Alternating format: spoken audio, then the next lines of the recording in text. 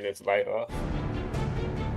To lead the Skol chant and sound the Yeller horn, please welcome the 31st Adjutant General of the Minnesota National Guard, Major General John Jensen.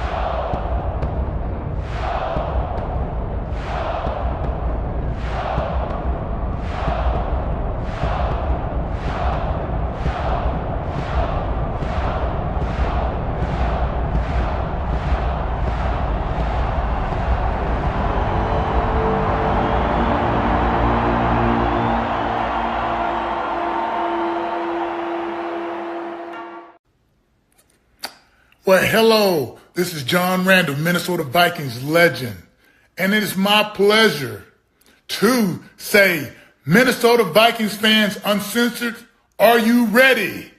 Keith, get your people up. Let's go. Skol, skol, skol, baby. Let's go. Hello, Vikings fans. Welcome to the Let's Skol Show. I'm Fish. As always, I've got Mr. Positivity, Cody Bowden. Hey, who greets with smoke, Skolful Shack. And our Captain Keith is doing his background stuff to get us launched, but he'll be joining us in just a minute. Welcome to our 19th off-season show of the year. We're going to be here every week during the off-season. We're going to get through this abyss together. Tonight, we've got some Skol news. A new episode of You Got Stumped. And yes, we actually have one. Good old Timmy did it, played it with me. Way too early expectations. We got a new segment called Hot Routes around the Gallahorn. We're going to bring a Packers fan on and predict their schedule. And, of course, we've got our hot takes that everybody loves to hate. So we're also going to have the lines open all show for those who want to come on and give some takes. That, I guess, even Robbie. And the last two seasons,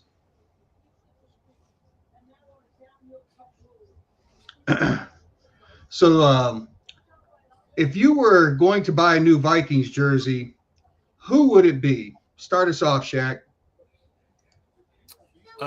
For me, did we discuss if it had to be current or any player?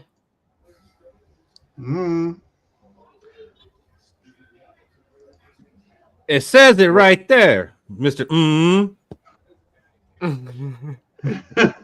Hey, Captain, how you doing? Hey, how's it going, guys?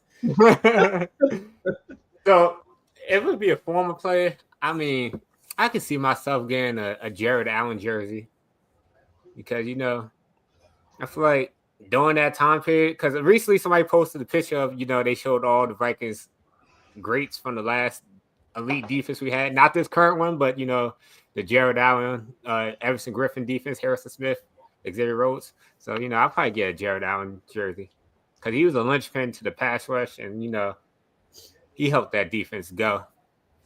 I miss those days. I think I'm due to buy a Jalen Redmond jersey. Yeah, you are. I mean, I thought about getting a Blake Cashman jersey, but then everybody be like, "Why ain't that guy wearing a shirt?"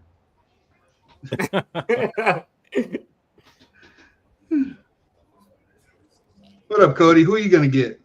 So, a lot of the skill players and the defensive guys, they get a lot of love for jersey sales. I'm going to go with, if I had to buy a jersey right now, it's going to be my first ever offensive lineman jersey, and it's going to be the rookie that we just drafted this year in Donovan Jackson.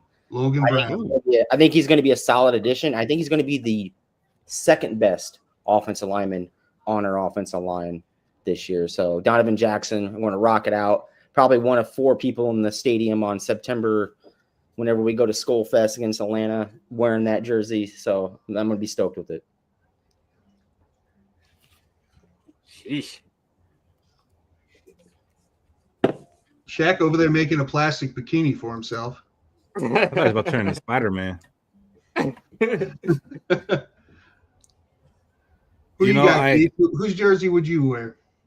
I really feel like it's weird to wear a jersey of a current player being in my 40s right now, and these guys are like half my age. So, like, you know, I would think that it would be an older player, but honestly, it'd probably be JJ McCarthy. Like, I know Cody's got it. So, and that wouldn't bother me. Like, I believe in him so much. Like, I'm so pumped up about him. I'm so amped about having him on his team. I just like him as, like, he presents himself as a person, who he is as a player, who he is as a leader.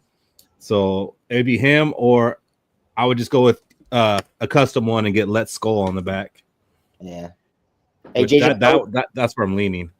JJ McCarthy, who he is as a brand new father, too. Congratulations, JJ McCarthy. Oh, he's gonna be. Are we sure he's the daddy? Yeah. I mean, these days you really don't know. Depends how long he's been hanging out with Justin Jefferson, because you know that man ain't paying child support. Hey, Whoa. yo. Hey, yo. Shot fired. And we'll talk about that a little more later as we get into the Skol news. Not too much going on, but there is some like media stuff, and one of them was PFF named the most underrated player for each team. And for the Vikings, I think would have probably guessed this. It was Blake Cashman. Fish, are you seeing it yet? I read the article, but I didn't ever see where the name was mentioned. He's not John Cena. Nah, he's. But yeah, it's Blake Cashman, and I think deservedly so. I think he was like, you know, really a centerpiece of this team, but I don't know if people outside the Vikings really know who Blake Cashman is.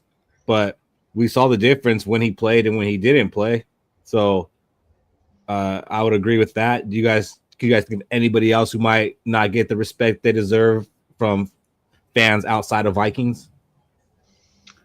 And you know, the funny thing is when Grugier Hill was in there replacing him, he actually did play well, but there really was a big difference. It was noticeable, even though Kamir is that his first name, Grugier Hill?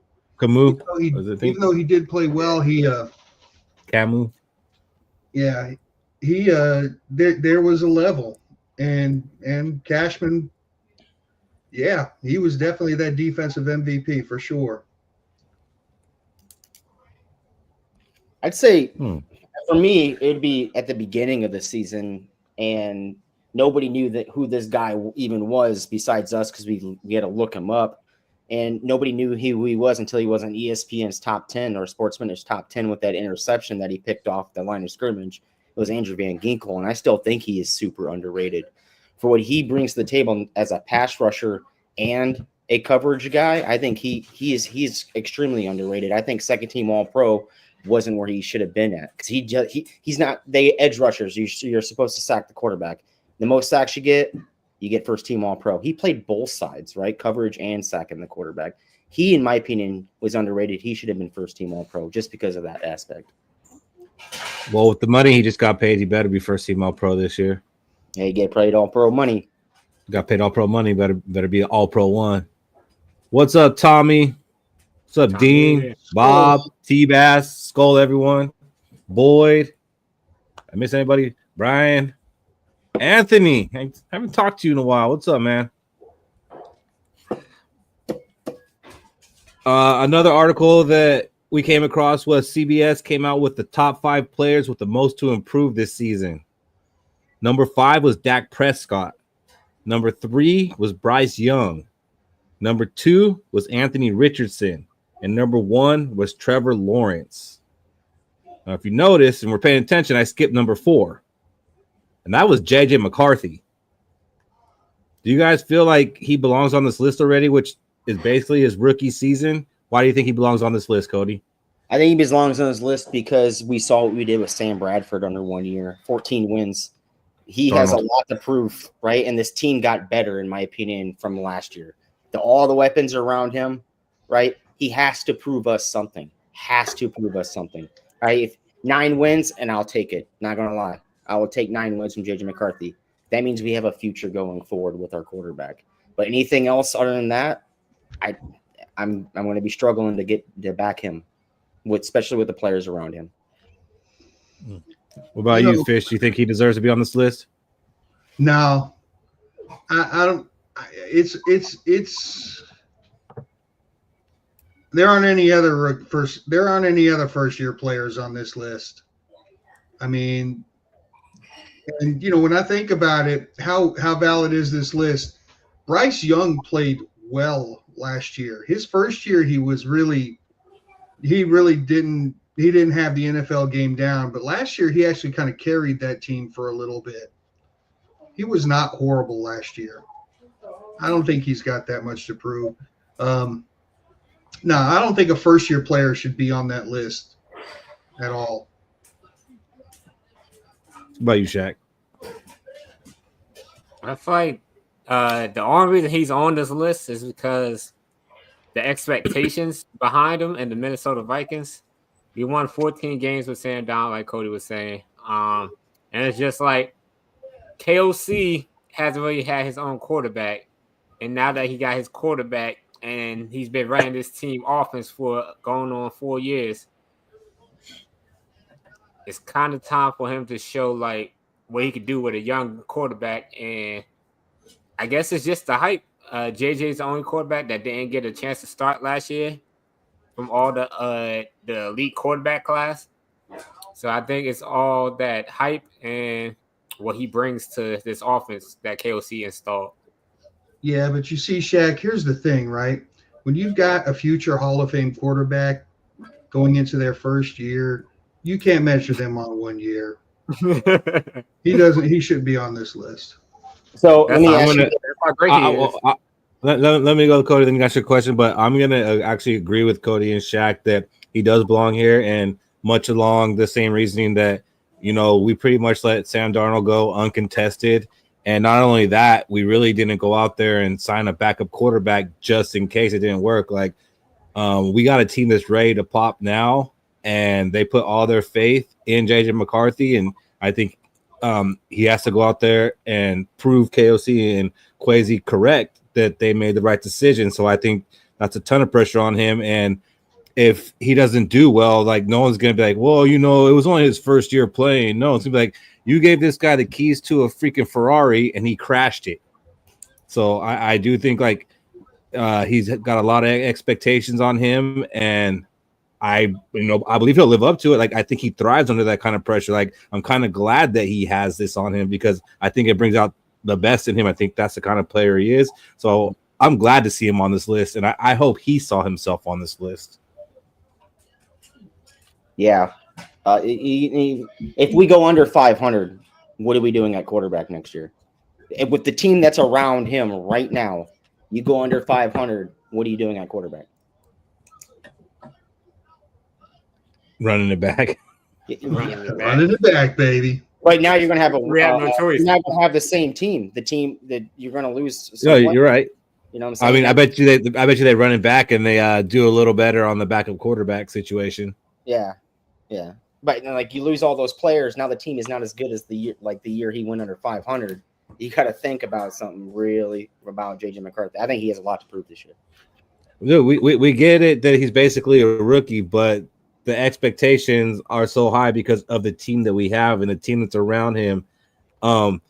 We turned down Aaron Rodgers. Like, if he's like, oh, he's not ready to come lead this team to a Super Bowl, then maybe we should consider Aaron Rodgers. If we put this team together that's basically built for a 1-year run. I'm not saying they can't continue to build and have a window, but the way they hit free agency and what the moves that they made, they did it to win this season, and they didn't do anything to address quarterback. Mm-hmm.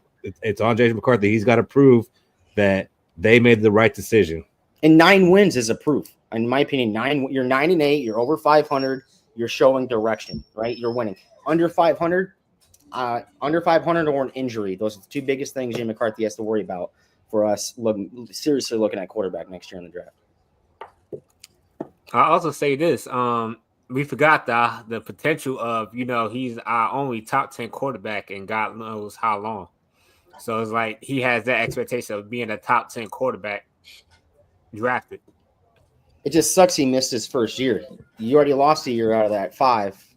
he doesn't do well that second year, you can write it up as, well, he lost a second year now. So now he has 2 years remaining that prove something. It's tough, man. What's up, Steve? You know, I'm going to tell you guys right now, I think C.J. Stroud has a whole lot more to prove than J.J. McCarthy does. I just don't think he belongs on this list. Two straight years playoffs. I know. Yeah, he had a sophomore slump last year. Made playoffs. He had a hell of a defense last year, and he couldn't make it past the second round. It's tough, man. Right. Shit, you saw what B-Flow did to that offense. By the end of the year, the Texans was playing with backups at the receiver position. Who cares, Shaq? You don't think the Texans are already ready to start working on his extension? Oh, 100% they are. Well, I'm just saying he's got a lot to prove. I mean, I think he's proved it. He lost his whole wide receiver core and still made the playoffs. Like, he didn't have a Here, let me break out my tiny violin. He doesn't need it because he succeeded without it. Yeah. You keep your violin. Well, keep that thing stop tucked bringing away. it up as an excuse. He's didn't make an excuse. Not making an excuse. He's saying that he still succeeded You're without not. it. Cody is. I'm not making Cody is. Well, I'm talking for Cody. Yeah. He ain't had enough bush lights where he requires that yet, sir. No, I don't get where he's Just in playoff appearances. Freshman and or sophomore year. Like, yeah, we had a playoff appearance too. Yeah, but Sam Darnold. So I guess Sam Darnold. he needs to fucking prove it. If Sam Darnold gets a playoff appearance, JJ McCarthy better get a playoff appearance. I mean, it's kind of hard to keep up with Sam Darnold. Yeah, super tough. That's a good one by T-Bass. Does KOC belong on this list? Yeah. Yeah. Yeah, I mean, if he's like Marvin Lewis, where he goes to the playoffs for the next 6 straight years, but loses in the first round, I think he'd probably get fired after that. But he's only in his fourth year, heading into his fourth year. So, but I mean, 2 playoff losses in the first round. That's after winning 13 and 14 games. Yeah, I mean, Herm Lewis did 6 straight. He did. So. Fire Flores. What's up with Stan? Why is Stan. Flores overrated? I would like to hear why Flores is overrated. Flores is an innovator. Yeah. The way he schemes defenses. Teams are doing what Flores is doing, like him and KOC is changing the game. Mm-hmm. Well, what about defenses that played us? Well, defenses didn't scheme for our whole offense. They schemed around one player, and it was Sam Darnold, and that's how bullshit week scheduled. So should KOC not have been coach of the year? Yeah, it's weird. Lions My fan. thing is, people always say this. Oh, the schedule was weak after the fact that we beat these teams. They always say it's a week after the fact. Yeah, not at the beginning though. At the beginning, it looked really tough, right? Like, oh man, that was tough. I was starting until we win those games. It's that was weak schedule. Get the fuck out of here, loser. It kind of gives you that vibe of you don't believe in your team. Even if the team is good. You're not even Have faith in the Vikings. Have faith in the Vikings to beat a good team.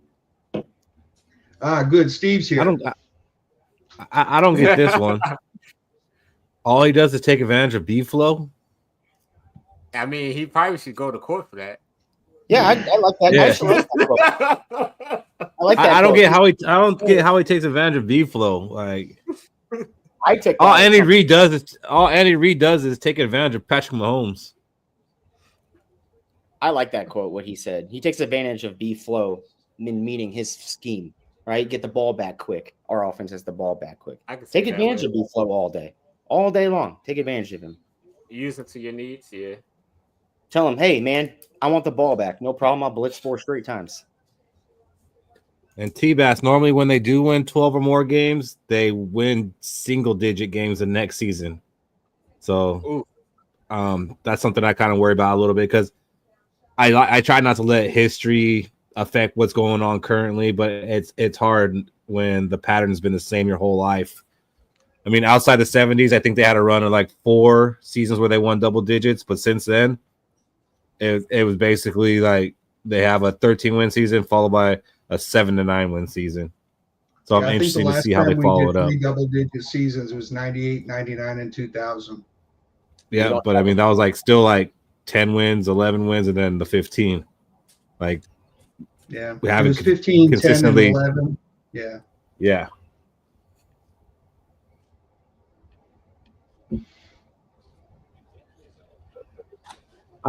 I don't think so.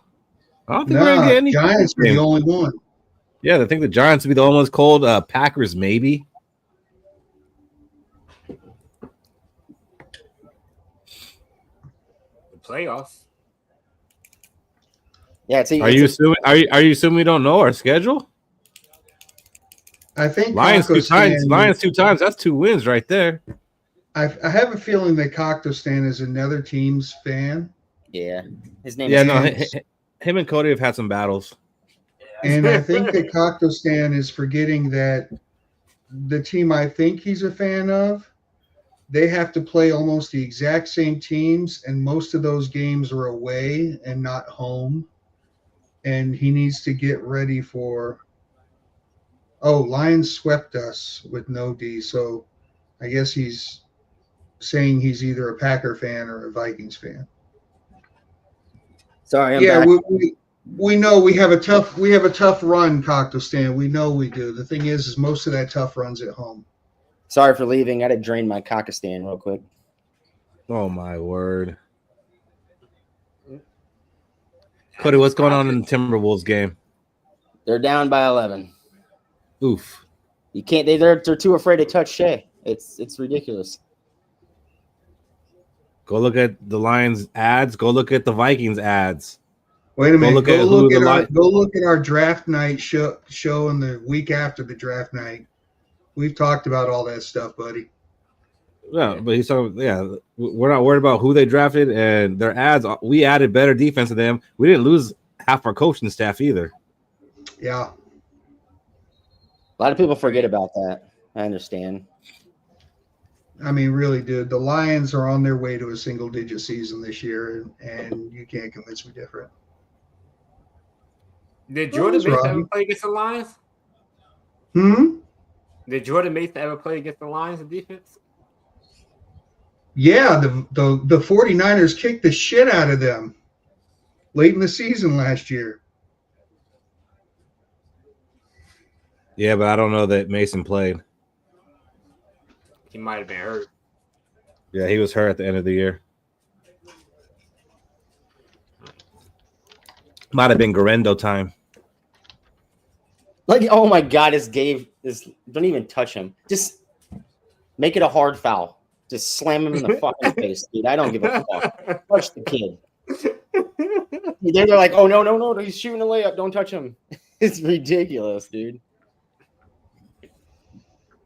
You guys see that? Fucking hit him. You guys see that Jordan Addison was training with Stephon Diggs? I like that combination. He reminds me of. Do you think he might pick up some good habits or some bad habits? Yes. No habits. Yes. Both. Yeah, I think that's weird. I mean, do you see that more often now of players of other teams training together and doing off-season stuff together? Back in the day, you would have never saw that. Like, what happened to being enemies? Everybody's frenemies. Free agency's kind of killed that. Yeah. We're like enemies with the Lions right now because the Lions are finally, getting better. They are better. And then like, oh, we can enter the conversation now and, be real rivals. No, you can't. I'm sorry, bro. You can't. I still don't see the Lions as a rival. Yes, like Robbie said, they have beat us last 5 times, and they're on a nice little run, but they're going to go back to being the freaking lovable losers, the little kittens. So, like, I don't even put them as a rival. Yeah. Like, the Packers are still our rival. It's still fuck the Green Bay Packers. Fuck the Green Bay. It's not the Lions. I don't care about them. Like, they're just having a nice little run. That's going to end, and that'll be the end of that. Yeah, like, Packers are the standard of the. They want to be hated by us so much too. Like they try. They wanted this to be a rivalry. It's not.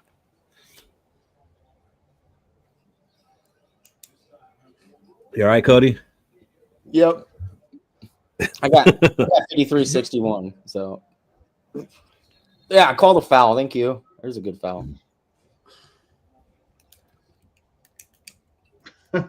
We don't hate you, Steve. We just hate everything about you. Yeah, hate it's not that we cheese. hate you, person. We hate your life choices. Yeah, you're a We hate human the being. cheese too. It's fine. What's up? We hate the colors. We hate the cheese. We hate it all. Yeah, but Well, not you. I'll give Steve But this. not you. The Packers are the standard in the NFC North. They will always be the standard because what their Because they got the rest. They're the championships, and they're always making playoffs. Like you don't see them Who is this guy? picking in the top 10 much. You know, That's because they got the rest. If they didn't have the rest, they'd be picking top 10. I mean, I think they were the standard. Everybody is a rival with Green Bay, in my opinion, in the North. I don't think that the Packers call the Bears a rival anymore. I mean, historically, yes, but when you've won the last like 30 out of 32 games or whatever, I just don't think you see them as a rival. Wow, we've got a Sarah sighting. Oh, Skol, Sarah. who is Corey? Yeah, I don't know who Corey is either. Corey. Is Corey Cody? Corey. It's the same Cody, thing. Corey, same things. Brick.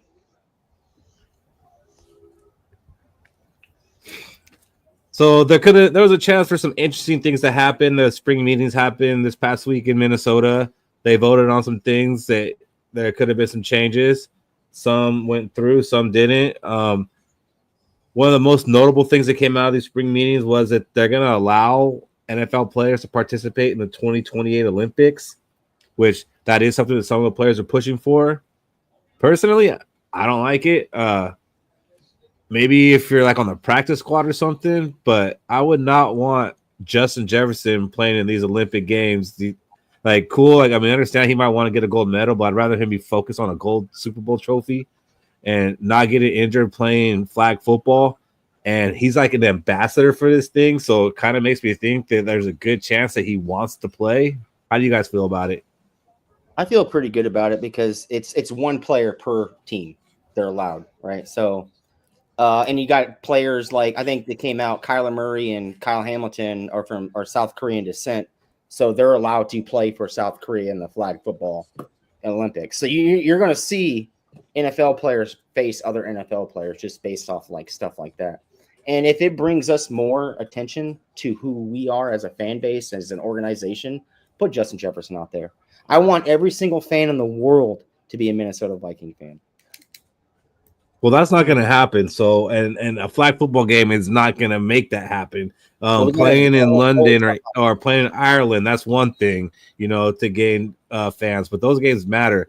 I don't need him out there doing exhibition work when we're paying him $40 million a year and banking on him to win a Super Bowl, and they go out there and tear an Achilles.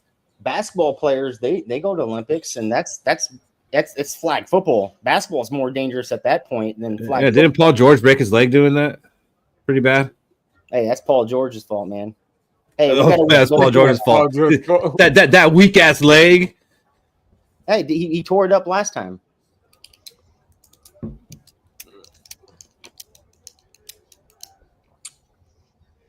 I mean, it's an easy gold medal for us. And the NFL players, it's kind of like the NBA players since they get a chance to play nationally and get that worldwide fame. I figure NFL players will want the same thing.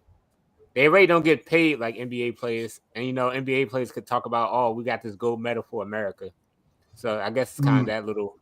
NBA players play 82 games. Medal. 82 games. It's going to be an easy gold medal, but I can see Moritz Boringer representing Germany and torching us. Not in 2028. I think it'll be past them by then. Like there is a professional flag football league. Like, do you think it might be a little bit messed up that like these NFL players come in and like kind of take their shine? Yeah.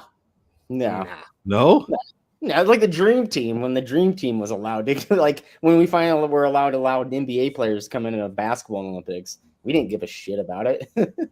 Although I will say this, I would love to see an exhibition game between that professional flag football team's champion team versus our NFL players. I would like to see that. Well, I mean, I think they still get smoked. Yeah, make them go against the Giants. What is that Polish plumber lining up against Justin Jefferson? The Polish plumber. Bro. Yeah, it's gonna be like 74-0. But hey, what can you get out of that though, too? If you see a flag football cornerback locking down Justin Jefferson as a team for those undrafted free agents or those free agent signings, I might be looking at that guy like, hey, bring him over. We'll give you a tryout. You know, like it brings so much stuff to the league, so much stuff to the game. Tell me, we're not talking about the international games. The international games are all good. I mean, I don't want a team there, but we're talking about flag football in the Olympics. Do you really want Justin Jefferson playing flag football in the Olympics? Well, I do not. Some of us might think that Justin Jefferson might not be a Viking by the time 2028 rolls around. Why? He'll still be under contract. Yeah, Isn't this like the first year? Isn't this the first year of his deal? Be about the right time for him to be trade bait. Depends on what JJ McCarthy is. Lots to prove. What up, E? What's up, E? Yeah, I mean, I don't want. Like I said, if it's a practice squad guy, okay, that's cool. But I honestly think we should just let the guys who play flag football go ahead and represent, because it's not gonna be fun if it's the NFLers. Like they're gonna go out there and whoop them. That's not America, though. I mean, it's like we're going to send our best to beat every country. That's just who we are. It's America. Go get Aaron. I want JJ on a box of Wheaties. So, I mean, everybody's talking about it. I was going to bring it up later, but so Cody, you alluded to it earlier. JJ McCarthy is having a baby, and the baby is due in September.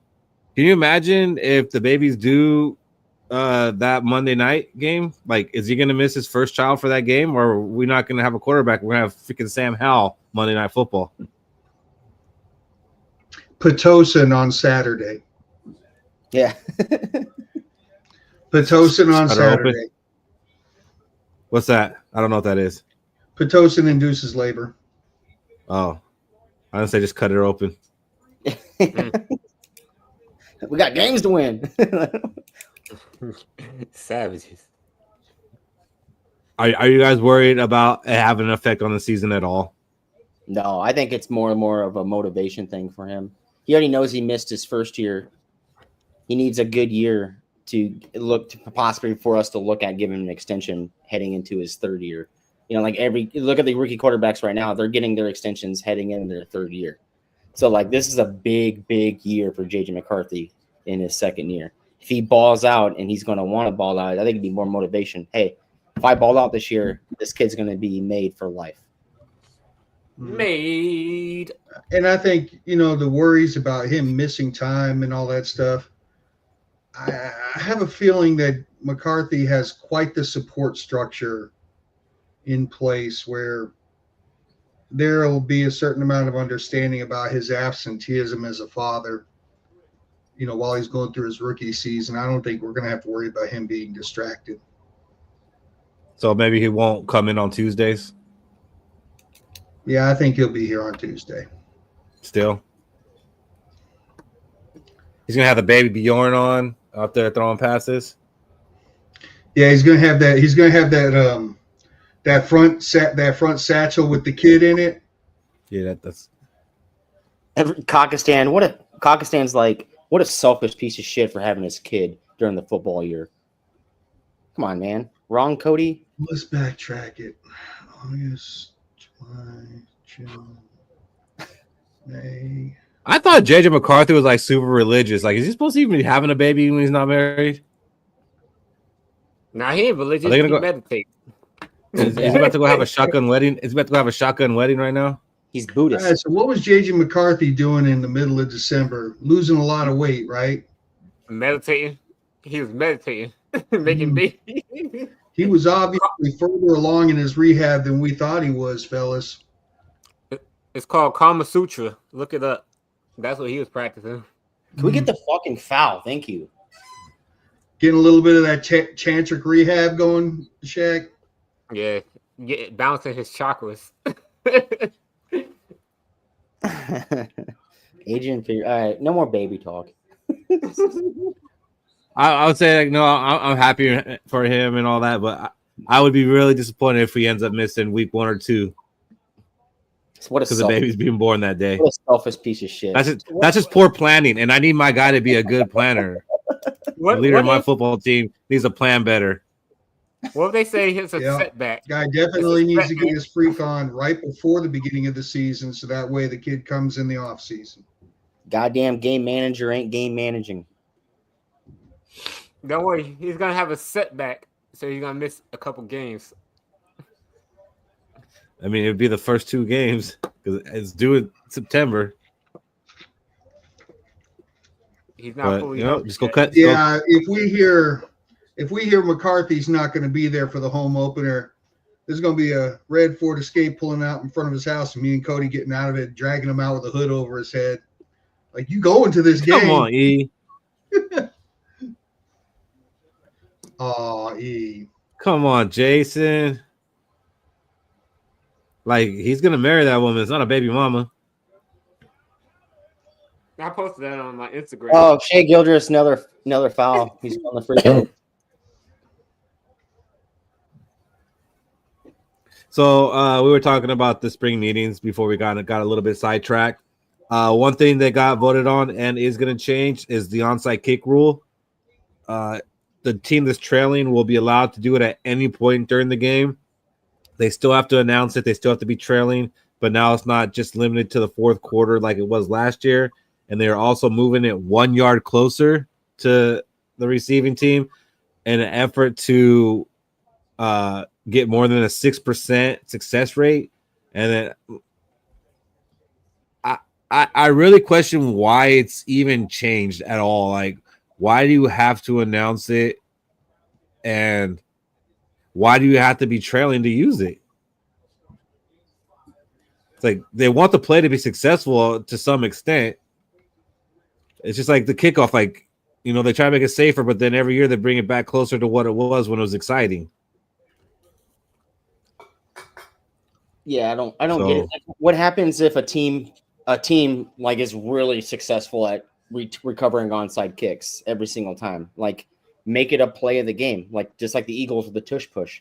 They're really successful every single fucking time. If someone's successful with 100% on onside kicks, I'd be using that as a weapon too. That's how I would play the game.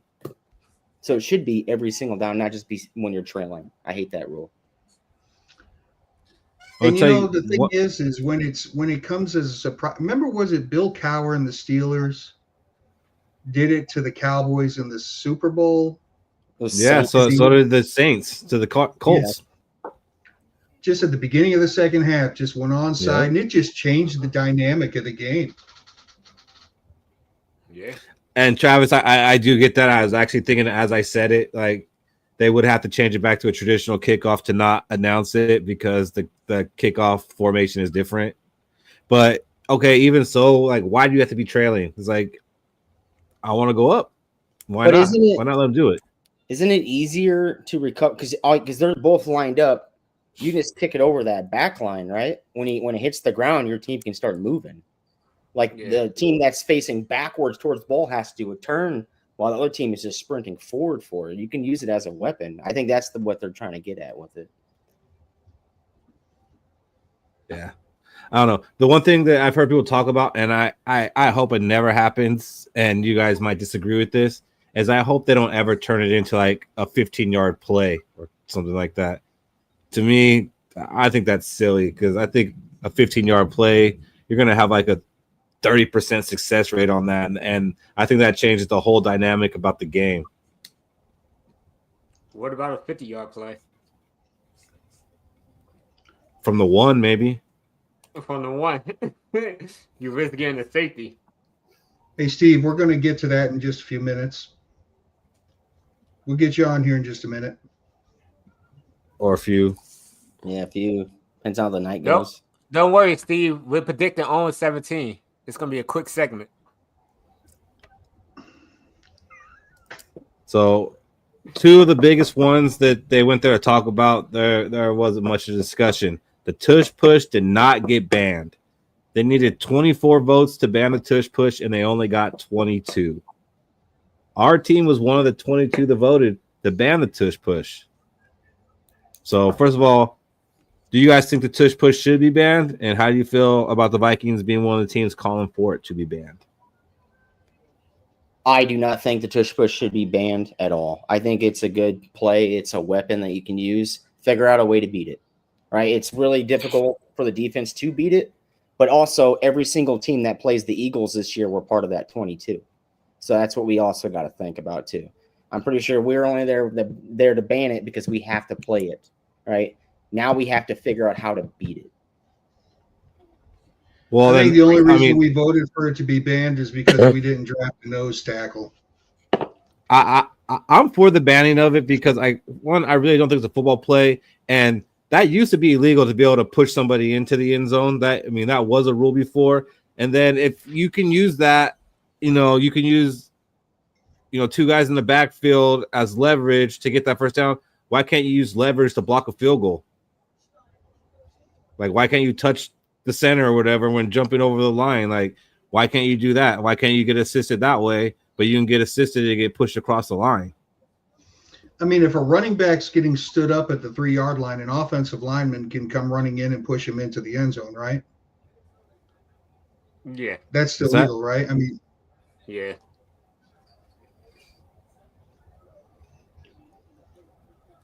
I didn't hear what you said, Fish. Wow.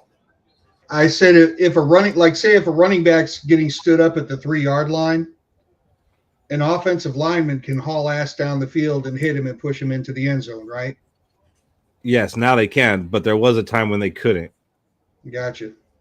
So, there was a precedent for them and a reason why they didn't want it happening.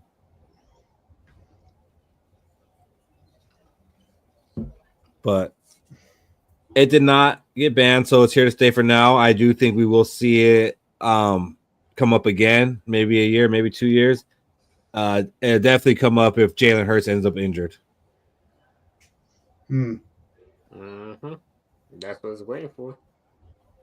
Well, 3 minutes we're 3 minutes left in the third quarter, and the Wolves have only shot 7 free throws. I don't even think it has to be Jalen Hurts who gets injured, Keith. If somebody steps on a offensive lineman's ankle and an offensive lineman gets injured in that play, I think that they'll reconsider it pretty heavy.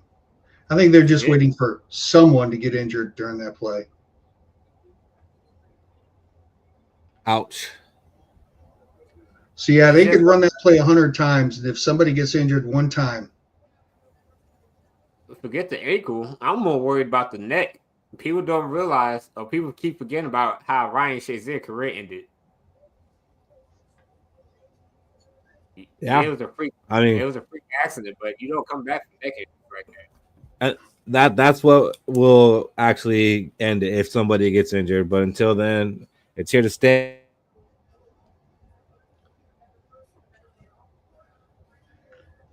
I mean, rugby players do scrums like that without pads and helmets on. Am I back? You're back. No. all the screens went black. But now you guys are back. And the last one was the Lions' proposal to reseed the playoffs. They actually withdrew that proposal, and the word on the street is because they knew that they weren't going to get the votes needed to pass it.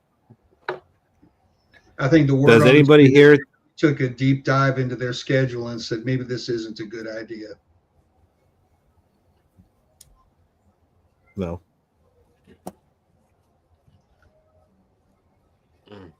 Does anybody think that the playoffs should be changed to a seeding where, if you win your division, you get an automatic bid to the playoffs, but you don't necessarily get a home game? Yes. One of the great joys that I have about the NFL is that it really doesn't try to become like the other sports leagues. I want them to stay different. I don't want a lottery in the draft. Worst record, first pick, unless they trade it. And yes, I think division winning should have more weight to it. I mean, somebody could have an easy schedule and get a better record and get a home game. Win your division, seed it that way. Keep it as close to the same as possible. I disagree. I mean, I think that by winning your division and automatically being into the playoffs, even though you have the 7th best record of all the playoff teams, that's an advantage right there that you get for, winning the division. And like, what's the incentive for a team that, okay, we've won 11 games, but we're 3 games out of winning the division, so it's not going to happen. What's the incentive to, play week 16, 17, 18? Like, I think it makes the games more competitive to the end. It's like, if you're like, okay, we can't win the division, but we're still playing for a home playoff game. We got to play balls to the wall to the end. We can't rest in week 18. We got to play. There's something to play for. So I think if the goal is to make every game count and to make everything more competitive, I think the way to do it is by record. And the way that they were going to do it is if 2 teams were matched up and they were tied, then the division winner gets a tiebreaker. Even if one of the teams won head to head, whoever won the division, they get the tiebreaker. So there is incentive to winning the division. I mean, the argument you just made could be made for the importance of winning your own division. What's the incentive for playing those weeks? To win your own damn division, to get a home game. Why are we playing teams twice in the same like Rich Eisen? Right, but some of us are winning 13. Some of us are winning 13 games and still can't win the division, and some of us win 10 games and win the division. You should, if you won 13 fucking wins, you should beat that 10 wins. We just won 14 games, and if we could have beaten the Lions one time, we would have won the division. Yeah, and we'd have lost in the second round too against the Rams. But I get it. But all I'm saying is we would have had our home game. All we had to do is beat our divisional rival one time. Yeah, we would have had our home game, and we would have lost again against the Rams. That's just. I get it, but the point of the argument is about the importance of winning the division as for having a home game in the seeding. Win your own damn division. Hey, you win your division. You get a 13-win team, and you can't win your division. Be a 14-win team and win your division. You get your home game. Yeah, like it like Rich Eisen said. He said if they would have made this rule change, they would have to change the schedule. You would not be playing your divisional player teams twice. You'd have to play someone else. That makes zero sense. Absolutely zero sense. That's stupid. You're playing the division team twice to win your division. That's what gives you the seeding. Yes, and you win your division, you go to the playoffs. So if you just win your divisional games and you sweep your division, you're probably going to make the playoffs. Like, you can win 8 games, 9 games, and still make the playoffs if you win your division. So like, you get an automatic bid. Okay, we won 14 games, right? And we be the 2 seed, right? We're still losing. Because who did the 2 seed play this year? What does that mean? What's your point there? For me, it's still the principle. It doesn't matter where you play it. Like the Lions are the team that, it's all grit, bell to ass, nobody cares, blah, blah, blah. And they brought the rule forward. That's going against those words from that Lions team, by the way. Like, nobody cares. Yeah, nobody gives a fuck about your rule change.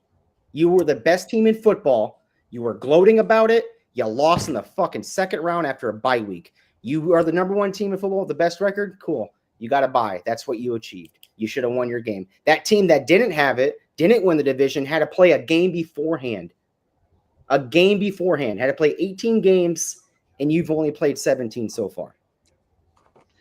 More importantly, a team, say, that has a 4th place schedule and gets into the playoffs with an 11-win season versus a team that has a 1st place schedule, wins their division, and only won 10 games. And they got to go play an away game? Nah. Yeah. Nah. Yeah, you only won 10 games. Yeah. Yeah, I'm not for the change. Win your division, you get a home game. Yeah. Best team wins, no matter what. You're just conditioned. You don't think that's what's best. I don't get. I just think if you want the home game, win your division. The Lions wouldn't be saying anything right now if we beat the Rams, because then they got the easier team, right? The Lions wouldn't be saying anything right now if they beat Washington. Yeah, they wouldn't be. All I'm saying is this. I feel like the best teams with the best records have the best seeding only because they prove they the best teams. Go off of record. I feel like, yeah, if you win your division, you should have a chance to play in the playoffs, and you should get the chance to go to the Super Bowl. Because all you got to do is make the playoffs, and anybody has a chance to go to the Super Bowl. But for the teams who won as the most games, they deserve that respect of, yeah, we're 16-1 or 15-2. We deserve a higher seed. Well, let's just take it to the next level. How does strength of schedule factor in? Yeah, what is strength of schedule? Victory. I guess our schedule is bullshit. Well, strength of schedule, I feel like strength of schedule will only factor in if it's a tie. Yep. That's part of the tiebreaker, actually. Yeah, that would be. Well, actually, there's only one tiebreaker. If you're a division winner, you get it. Yeah, I'm sorry. If somebody has a bottom 5 strength of victory and they win one more game versus somebody who has a top 5 strength of victory and win their division, they don't deserve a home game. I think if you're a Vikings team, you should just get an automatic home game just for making the playoff. I mean, with our facility, Shaq, of course we should, because we should show those off. I mean, if you won more games and you didn't win your division, you probably played in a tougher division. Who is your division games are probably tougher. Who's the 7th seed this year? Packers. So we play the Packers. We had 3 teams in the playoffs. Yeah. Yeah. Yeah. Yeah. I think we lost the worst. So our division was tougher. Yeah, it was. Or maybe our division schedule wasn't as tough. Or maybe our non-divisional schedule wasn't as tough. Yeah. So you have to change the schedule, and if you want that rule to be passed.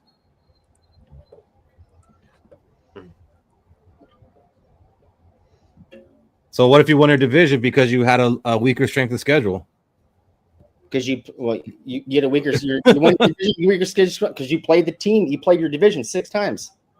But your division sucked. Like no other team in your division made the playoffs. The problem is that you're putting impetus on the team that won their division and trying to downgrade them versus the team that didn't. Yeah, couldn't win. I am, because if you play in division where they all won 7 or less games and you won division, congratulations on being the tallest midget. You get a freaking home game. Yeah. So go ahead and win your own division and get a home game. No, because then you got other teams. Because then you have 2 teams that won double digits in their division, and they didn't get a home game. You won, 4 more games than that team, but they were a tallest midget in the worst division of football. So I know they get the home game. The fact of the matter is that we happen to be fans of a team that proves my point last year. Because we won 14 games and got our asses kicked by a team that won, 10? Yeah, by 18 points. How's that prove your point? We didn't deserve to have a home game versus. We absolutely did, because, like you just said, we won 14 games. Now, does that mean every time they were better than us, Keith? No. That is every time the better team is every time. I don't think so.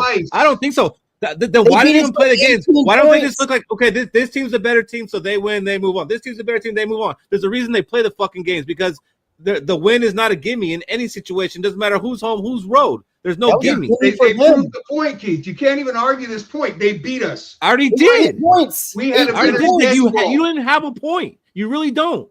Like, just because you're a home team, you're automatically going to win. No. At this point. Hold on. Our schedule whooped us in the playoffs while we had a better schedule. It proves the point. We did not deserve the home game. They were a better team with a lesser schedule. Then why would they even play the games? Why would they even play the games? It was not a gimme at any point in that game. Not a single point of that game was a gimme for us. We lost by exactly. Fucking points. We lost by 3 scores. Well, it's a 3-possession game. We lost by 3 fucking possessions. It's a 3-score game. Yeah, exactly, Keith. Exactly. Yeah. Because they played the game. You still play the game, no matter what. You still play the game. You're arguing to talk now. That's no, all I'm not. No, yes, you are. You're just patient to the way things are, and you're scared to change. It's too much for you to handle. Because they proved the point. You have not proven a single point. 14-3 versus 10-7. 10-7 won the division and kicked our ass. So the 14 team's supposed to win every single time. It proved the damn point, Keith. Win the division. No, it didn't. It didn't. It actually proved it a point against every argument you've made up until this point. It didn't prove a point at all. You didn't counter anything I said. You just said something different. It's not a counter. Just arguing to argue. We couldn't even make it to double digits. Okay. What's the point? If it was close, yeah, I can probably lean on your side a little bit, but the game wasn't even fucking close. We lost by 3 scores. Yeah. That's why Sam Darnold's not here anymore. But what does that have to do? Like, you play the game, like the result of the game has nothing to do with the seeding. Then who else would we? It was on a neutral. It was on a neutral field. It's not like the Rams won, so they got home field, so they beat us because they had home field. That's the power of it. That they beat us because they were the better team. They beat us twice. That was the second time. I say this: if we was home, I think we could have beat the Rams. We were home last time we played the Rams. No, we were at their place. No, we weren't. We was. I was home. We was not home. What's that saying? L.A. The only reason I might agree with you on that one, Shaq, is because Keith wouldn't have been at that damn game. We lost twice to them. Maybe. So they showed us that they were the better team. They showed us they were the better team in the regular season too. Like they beat us in the regular season. Yeah, that 10-win team is better than our 14-win team. That's facts. We were still down by 10, and then the face mask happened. And then, we could have had a chance. No, we had no fucking chance. I mean, there's no idea. We had no chance of winning that game. We had 1 minute and 20 seconds left. Maybe that new onside kick rule with could have helped. Timeout. Yeah. So what about how about the counter point? Washington had to play on the road against Tampa Bay, and they won that game. Yeah, they were the better team, but they didn't get the home game. But the division winner, like that, just goes against what you just said. But, no. But who do they beat? Yes, it does. It goes against Fish's great point. It just went against that. No, who did they beat in the second round? They beat the number 1 fucking team in the NFL. They beat the number. Well, maybe 1 we would have too if we got there. Any given Sunday or Saturday or Monday or Thursday, whenever the NFL wants to play. They beat us by 20-something. The Lions did the last game of the year. They smoked us. It wasn't by 20-something. They would have actually, if we'd advanced, they would have had the easier team. How about that? I'm not gonna lie. I think we would have beat the Lions if we would have played them. I don't think so. Because the Rams did the same thing the Lions did to us when we played the Lions. The same kind of defense team. Let's get on to a game that really has some weight to it. Go ahead, Fish. Take it away. All right, we got us another episode of You Got Stumped. It's been a little while, but we're going to play a little trivia game. I'm going to give some clues. Timmy joined me, my guinea pig. And Steve says he's going to teach us some things. And it's fun playing with Timmy. It's fun catching up with him. And let's see if I can win. Let's see if I can keep my winning streak going, or let's see if he puts me back in my losing ways. By the way, welcome back to Let's Guesses in the comments. And I'm always looking for more people to play with. Get a hold of me. Skulls, You Got Stumped, the Minnesota Vikings trivia game. I'm your host, Fish, and today with me I've got Timmy. Timmy's been with us for a little while now. He likes to jump on with us and chop it up a little bit and throw his points and his takes on some topics. He's usually got some good stuff for us, and today he's my guinea pig. He's playing Stumped with me. So here's the deal, little refresher. I'm going to give Timmy 8 clues. He's going to have 3 guesses. If he can guess it within the 3 guesses successfully after 8 clues, he wins. If not, he got stumped. Timmy, how you doing, buddy? I'm doing great. Why don't you give everybody a little bit of a backstory about your Vikings fandom, and then we'll get this show started. I started watching sports in 1992, and there was a Vikings game on. My dad was a Vikings fan. Lived in Sioux Falls, South Dakota. Uh-huh. So right now I live 20 to 30 miles from Sturgis, South Dakota, when Sturgis Rally is here in August. Gets a little loud in August. It gets a little busy. Sturgis goes from 6,000 to 600,000. Depends on how the DOT wants to count it. I just got one question. Where do y'all store the porta potties at in between the rallies? There's personal businesses and stuff that have their own little lots, private lots that they put them on. So. All right, Jimmy. Well, we're going to get this thing going. Started. And I'm going to tell you right now, Timmy, that your topic is, what player is this? So you're going to have 8 clues and 3 guesses. You got to tell me what player it is. All right. And we're going to start with your first clue, Timmy. And I'm going to tell you that he played for the Vikings from 01 to 05. So he played for 5 years for the Vikings straight, 01 to 05. Okay. During that time, he played in 79 regular season games with 23 total starts. That's rough.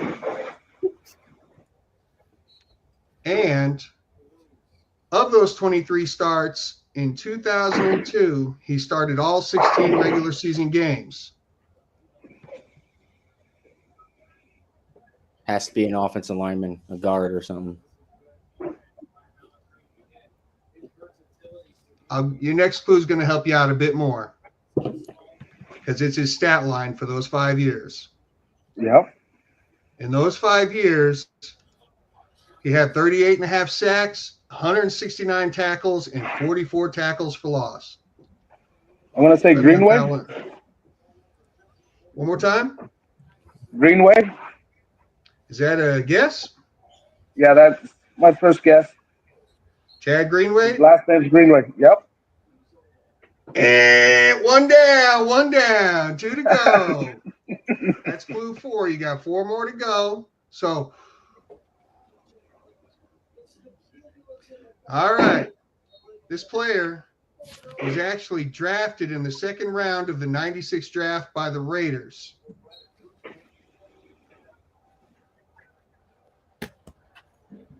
And played his first 5 years with them before he came over to us.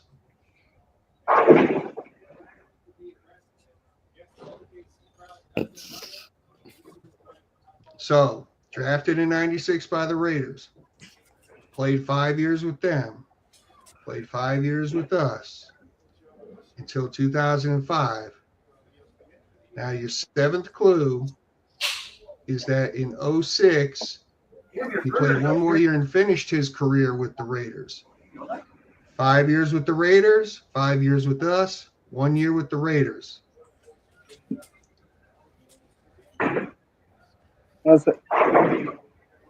Would it be Jared Allen? No, that was a. Would it be Jared Allen?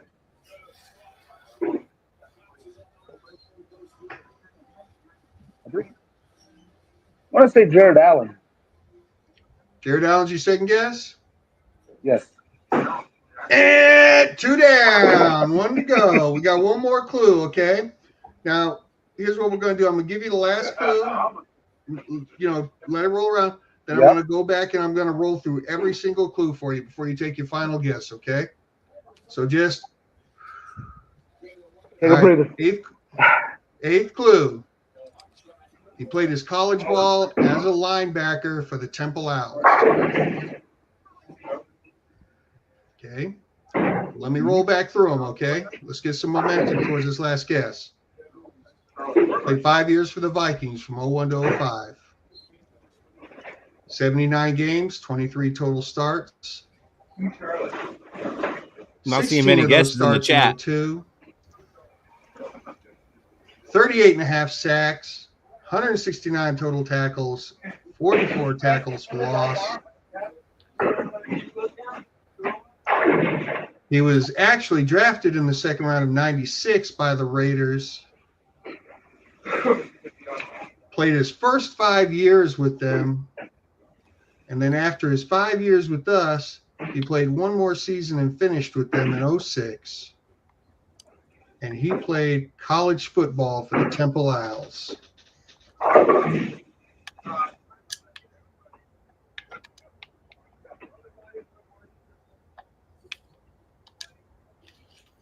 Gonna give you a freebie. He is a defensive end. Oh yeah, it is. Who? Lance Johnstone. I was about to say he's like an edge rusher. Mm-hmm.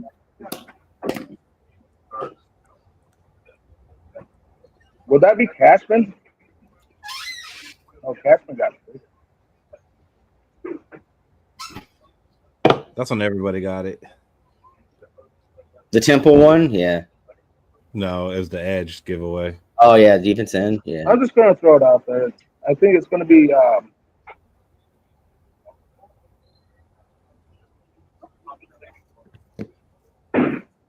gonna say Dash.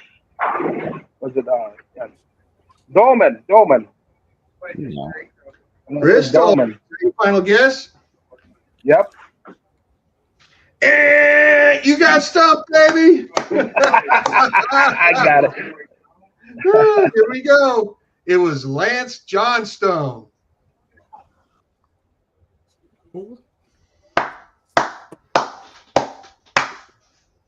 Got him. Thanks for playing with me, Timmy. So when I first watched that, I was actually thinking Napoleon Harris the whole time, and then I didn't know what college either of them played at until then when you said it, it's a defensive end. That gave me like, oh, Lance Johnstone. Cool. So I would have been wrong. I had Napoleon Harris because it was around that same time too. You know, I'm not going to lie. Doing this whole "you got stumped" thing, it's been really good for me too because. You know, just going through and digging back to the past, and it's been a time of discovery for me also. And Timmy did tell me that his knowledge and his comfort zone started in the year 2000. So I kept it in his fandom, guys. But That was definitely a tough one. But I mean, he did play with us for 5 years, and I remember him just. When you said a Raider and you said like 2001 or something like that, I mean, I know the Moss trade, I think, was actually a couple years after, and we got Napoleon Harris in that trade.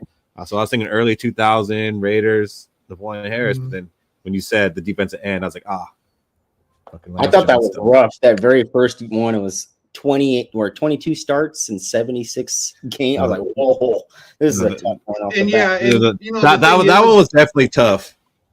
It was the only thing I could connect is Raiders. I went with him was I thought, well, in 02, the guy started the whole season. So if he was just some bit player his whole time with us, I probably would not have brought him up as a topic. Yeah. All right.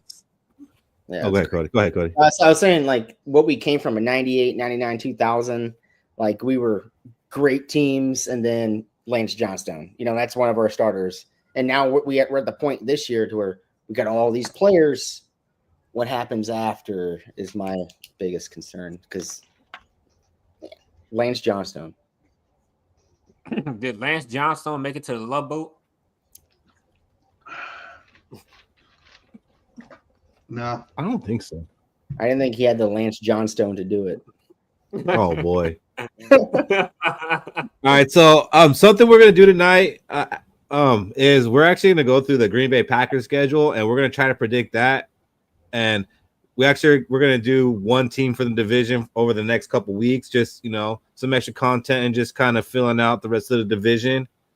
And for that, we are going to bring Steve on, but that's going to hold off for just 1 second. Because before we do that, we're going to do another segment that we just started and something we're going to kind of be doing is coming up with new segments while it's the off season and trying to keep things entertaining. We'll see what sticks, what doesn't.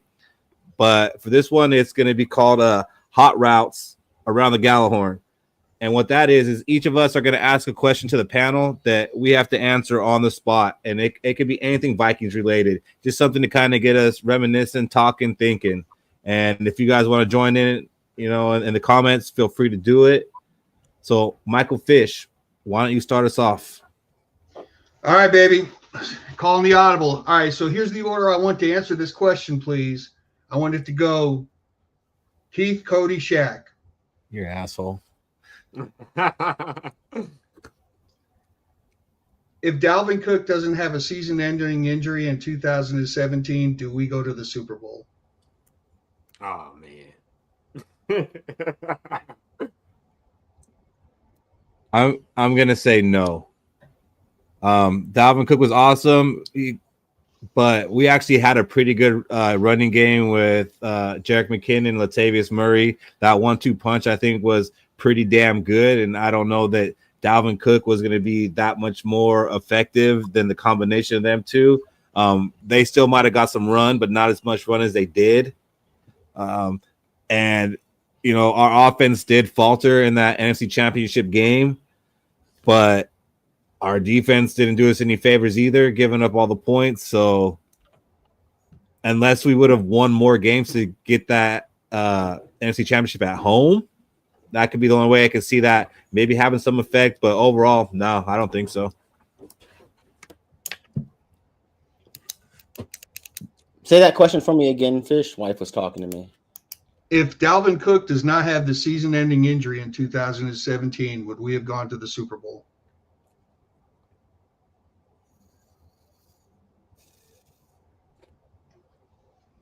Man,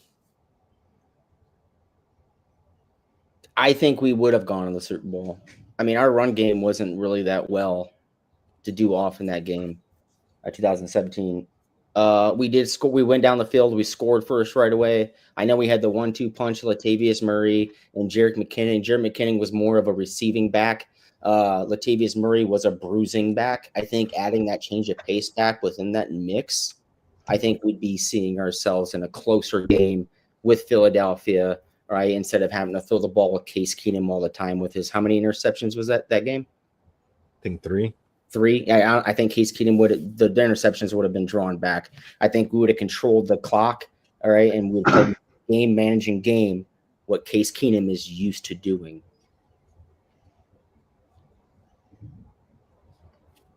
What say you, Shaq?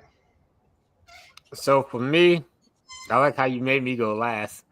I say, yeah, we would have made the Super Bowl because if you look at it, Dalvin Cook was a rookie that year. And he wasn't expected to start. It was supposed to be Latavius Murray the unanimous starter because we signed him in free agency. During training camp all season, Dalvin Cook was going off so much that they benched or they put Latavius Murray 2 to Dalvin Cook. And then Dalvin Cook showed he could be a top 5 running back or a top 10 running back as a rookie. And our offense was just so smooth until he had tore his ACL against the Lions. And when he was doing that, I feel like ever since he tore his ACL, he wasn't the same running back he was as a rookie because his elusiveness was so quick, and the way he read the defensive line was perfect. And then once he tore his ACL, he lost that a step or two. He was still a good running back, but he wasn't that elite running back that was at Florida State. Yeah. So if we would have had him and Latavius Murray as the power back, and then taking less of the load off of Case Keenum, who wasn't even expected to start himself, I think we could have went to the Super Bowl, or it'd been a hell of a lot closer. Yeah, and I think Keith kind of alluded to it. I think that there's a strong possibility that we might have had the 1 seed, but I also think even if we would have been seeded the same, I think we would have actually kicked the shit out of New Orleans and not had the Minneapolis Miracle, and we might not have had that emotional letdown going into the Eagles. I think I actually don't buy the emotional letdown. I really don't. I mean, maybe as fans, like we had an emotional letdown, but I don't think that the team went in there like that. I mean, we went out there and scored the first drive, and emotions were very high, and I don't think Dalvin Cook would have changed the game as much. But that was a good question. That was a good question on the spot. I'm gonna go ahead and go first, and I actually kind of already prepped you guys for this one, so you guys might have thought about it. You guys might not have thought about it. But mine is this season. Would you rather be a Super Bowl contending team going into the playoffs, but JJ McCarthy was basically carried, didn't look good? We have questions about him, but we're looking like we're going into the playoffs as a Super Bowl favorite because our defense played so well. Justin Jefferson was balling out. The running game was working, but JJ McCarthy just didn't look good.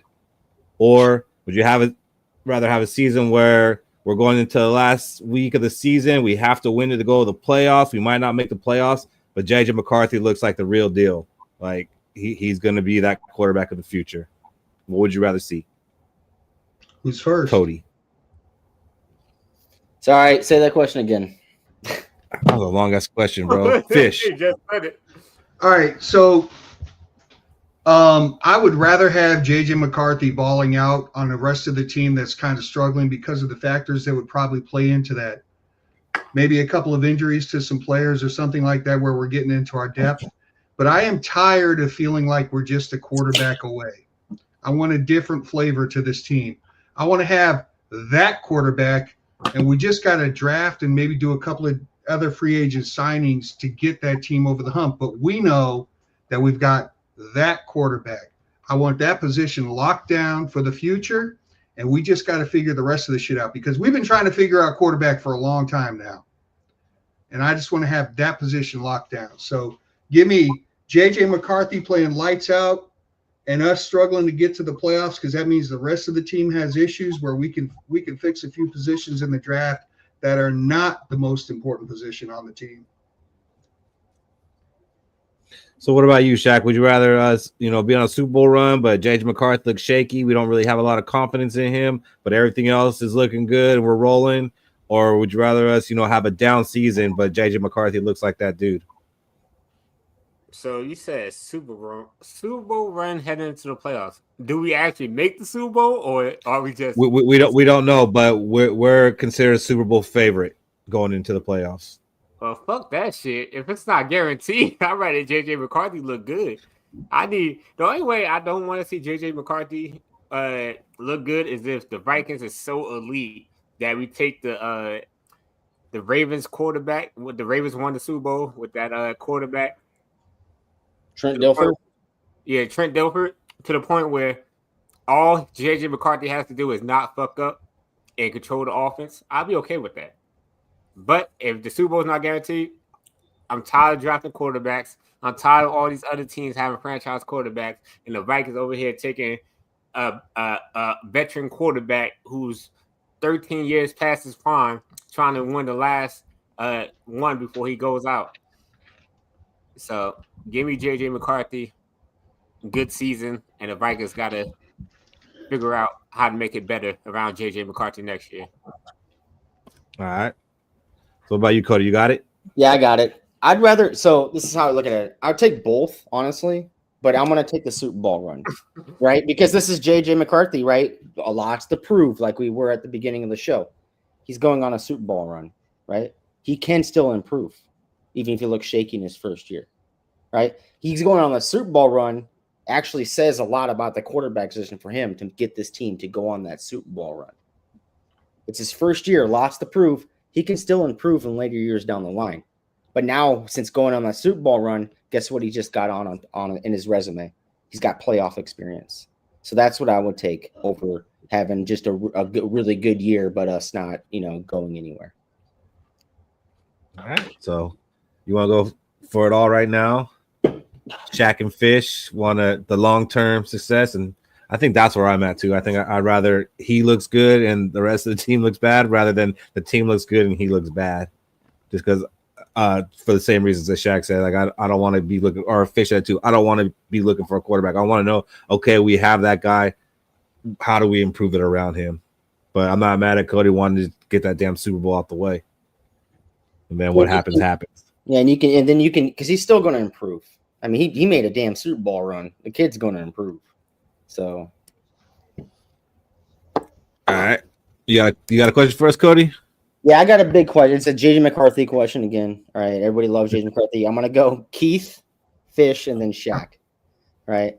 So my question with this whole situation is, all right, Kirk Cousins. Right, we had Kirk Cousins all the time. Fan base didn't embrace him. Didn't back him up. Sam Darnold, half the fan base didn't back him up either.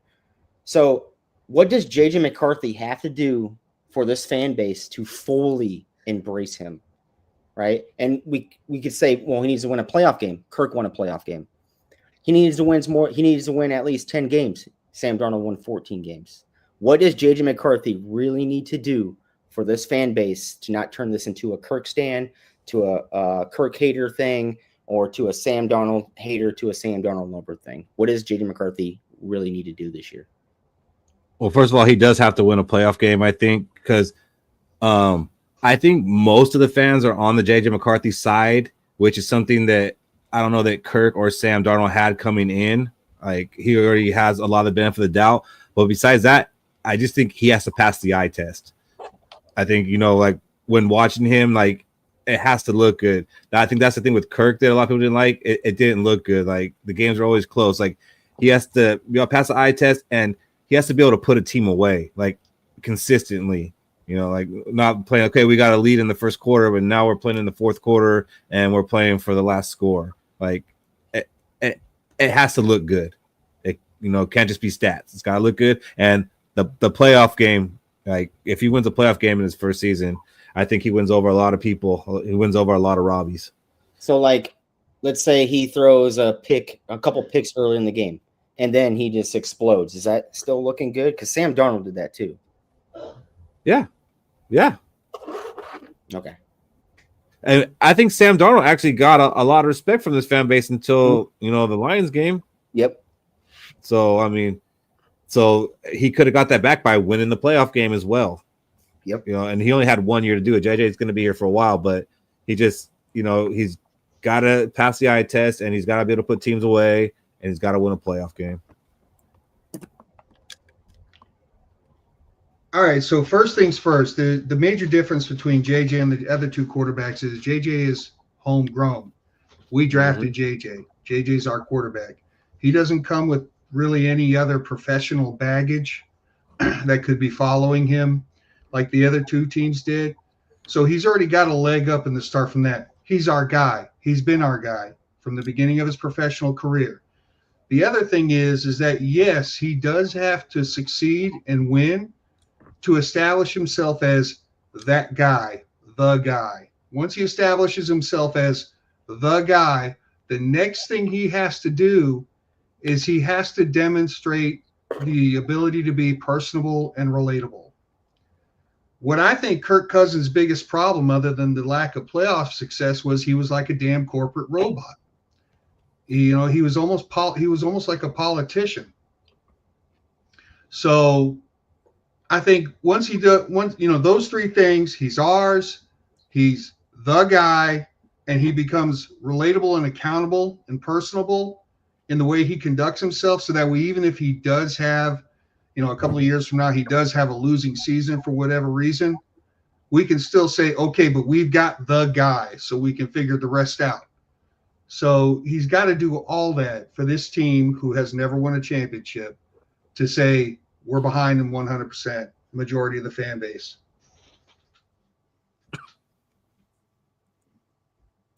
For me, I'll say this. It probably won't take much for JJ McCarthy to win over our fan base. I feel like once he gets to the playoffs, all he has to do right now is make it to the playoffs, honestly. And the fans are going to love it. Even if he loses, they're not going to blame JJ McCarthy. You know who they're going to blame? KOC. Because KOC's been here before. Going to the playoffs as a first-time starter, that's pretty good for any quarterback. So I feel like once he goes to the playoff and just shows that he belongs in the NFL, he's going to have all Minnesota riding with him. Those are good answers. I Do think you Robbie guys missed the think it's question. ironic how one of the most anti JJ McCarthy, he ain't gonna do nothing, people that watches this show is saying, how about we let him play a game before we judge him? Yeah, I like maybe the question should be As he judges them. Yeah, maybe the question should be geared to Robbie. Like, Robbie, what is it going to take? Like, you can't say a playoff win because Kirk won a playoff game. You can't say, well, 10 wins. Well, it can't be 10 wins because Sam Darnold won 14 games. Like, Robbie, the question wasn't like, what's he going to do? Like, look into a crystal ball. What's he going to do? It was, what does he have to do to get people like you to appreciate him? Was the fucking question. Yeah. You want to say win a Super Bowl.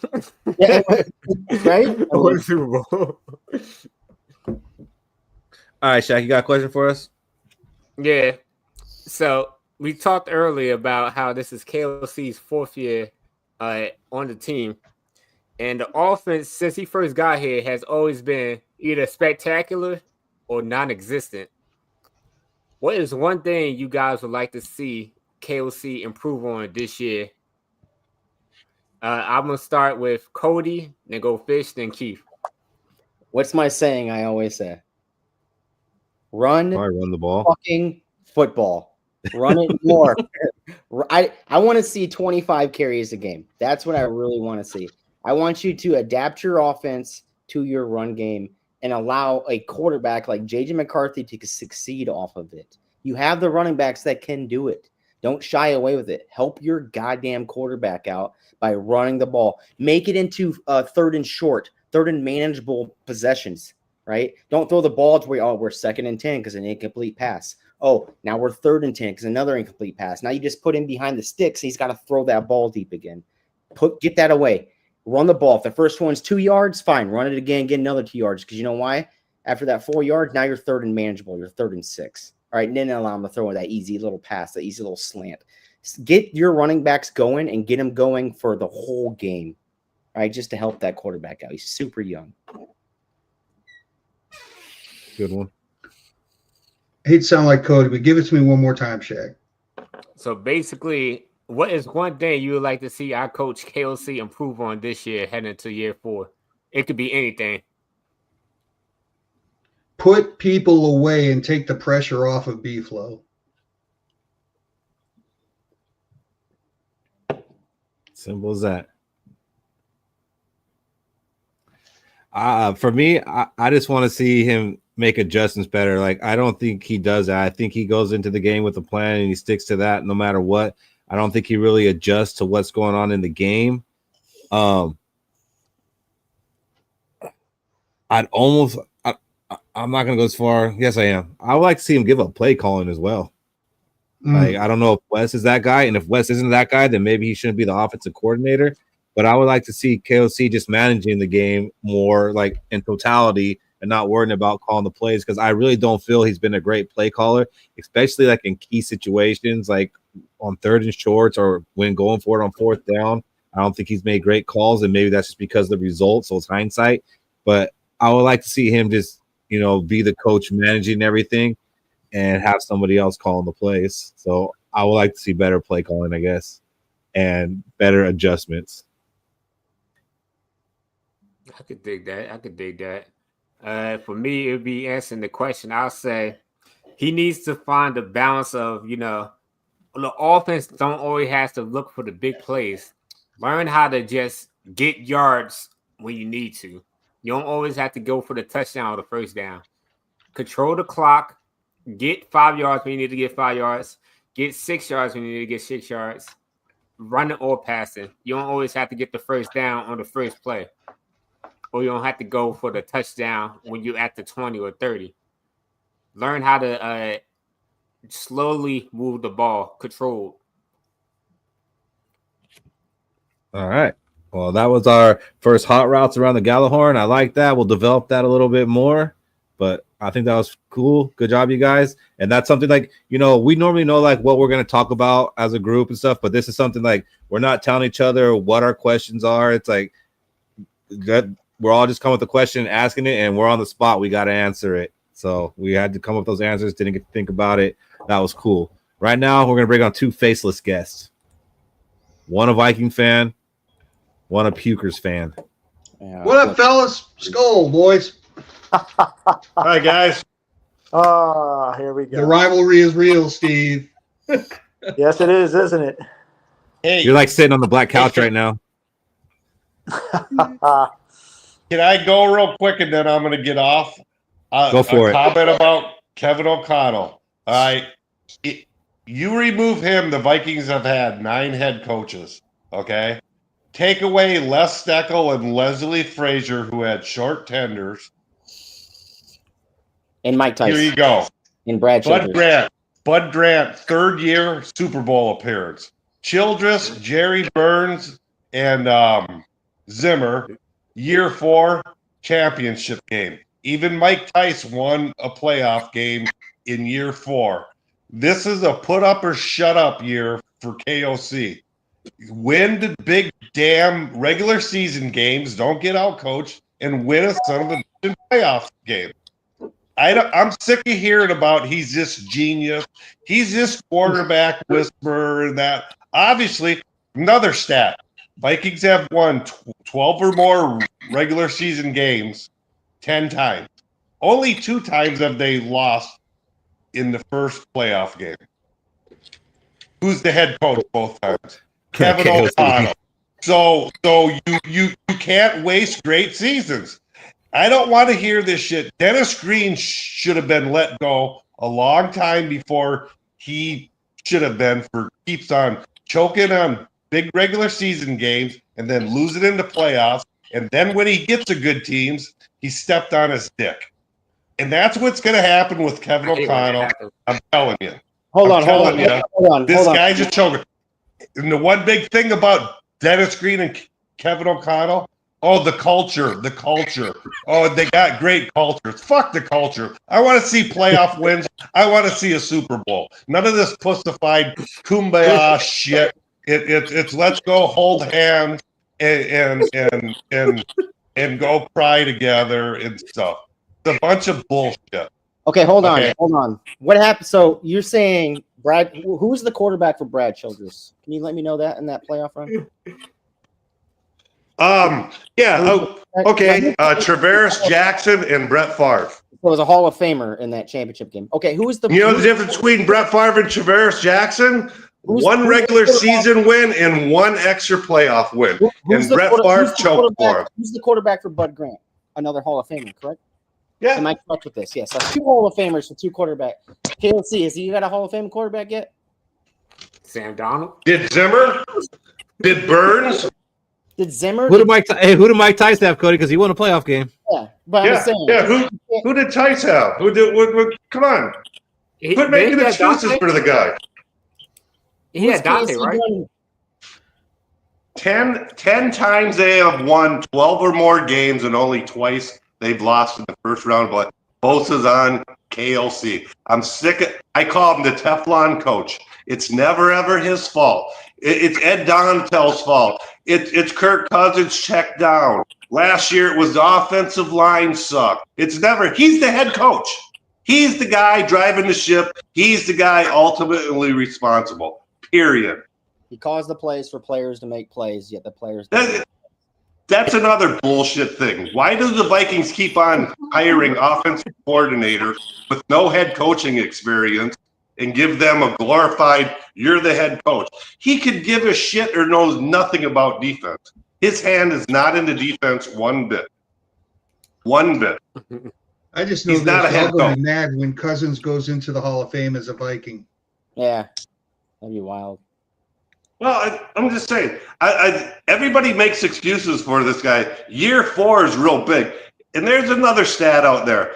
If a head coach doesn't make it to the championship game by year 5, they've never won a Super Bowl. If a head coach has never been to the Super Bowl by year 7, they've never have been to the Super Bowl. So year 4 is a huge year. Yeah, they were talking about it on some other pod. It's I a mean, huge year. you do make a lot of great points. You make a lot of great points, and I think with him winning Coach of the Year, he's gonna get even more excuses. I like Kelsey. I like him a lot, but like I said to Shaq's question, I do wish he would give up play calling and kind of just run the team more, especially on game day during the game. But The thing is, I don't. yeah, think man, you make some points, and like the great regular seasons, it's kind of like Kirk Cousins. Like the stats are. Well, great. here's one too. Results. Can any of you guys answer this? When he was the offensive coordinator with the Rams, if he's this genius, what the fuck did he do? What did he do on the Rams? He told Sean McVay to trade for Matthew Stafford. Yeah. Oh, hold on. So, hey, do we win 14 games last year with Wes Phillips calling the offense? Probably. I don't know. No, we do not. Probably because the game the play calling wasn't great. So listen, he constantly we gets might have won outcoached. 15. Name me a big game that he hasn't gotten outcoached in. Name me a big game that he hasn't got outcoached in. Name me one. A big, meaningful game, which I mean, end of the season when we actually have done on the line or home field advantage or the playoffs. He's gotten outcoached every freaking time. We've actually done this before. Like his record against winning teams is actually pretty poor. Believe you me, in his second season where we flopped, we were all over him. I actually have handwritten notes in a notepad that I was making before one of the shows where we were questioning his coaching and his ability to, all this crazy stuff. Yeah. I'm seeing a lot of similarities with Dennis Green. Can't win the big games, and then he's going to have a good team. Well, Let's see. Good games either. Well, at least he got to the Super Bowl. Well, I was thinking last year, Steve Bass, I was thinking more like Eric Mangini, even though he wasn't a Vikings coach. Remember how they used to say Eric Mangenius, the offensive, guru and all that, and he put a shot of adrenaline into the Jets, and then I just don't see where all this hype came from him, and it's just hype, just because of some regular season great thing. What matters is the playoff. What matters is winning big games at the end of the year, which he has not done. It's year 4. It's shut up or put up. And if not, I'd like to see him fired. I agree with a lot of what you're saying, but I'm going to fight back a little bit. I think partly he's becoming a little bit of a victim of overachieving. 2022, when we went to the playoffs, no one was expecting us to win the division that year and, have that great of a season that we did, where we win 12 games, whatever it was. Yeah, no about 5 wins were unbelievable. Right. They were, but the facts are, because of that, we expected them to win in the playoffs. And last year, we had Sam Darnold as our starting quarterback. We didn't expect to win. We weren't expecting to win 15 games, but we did.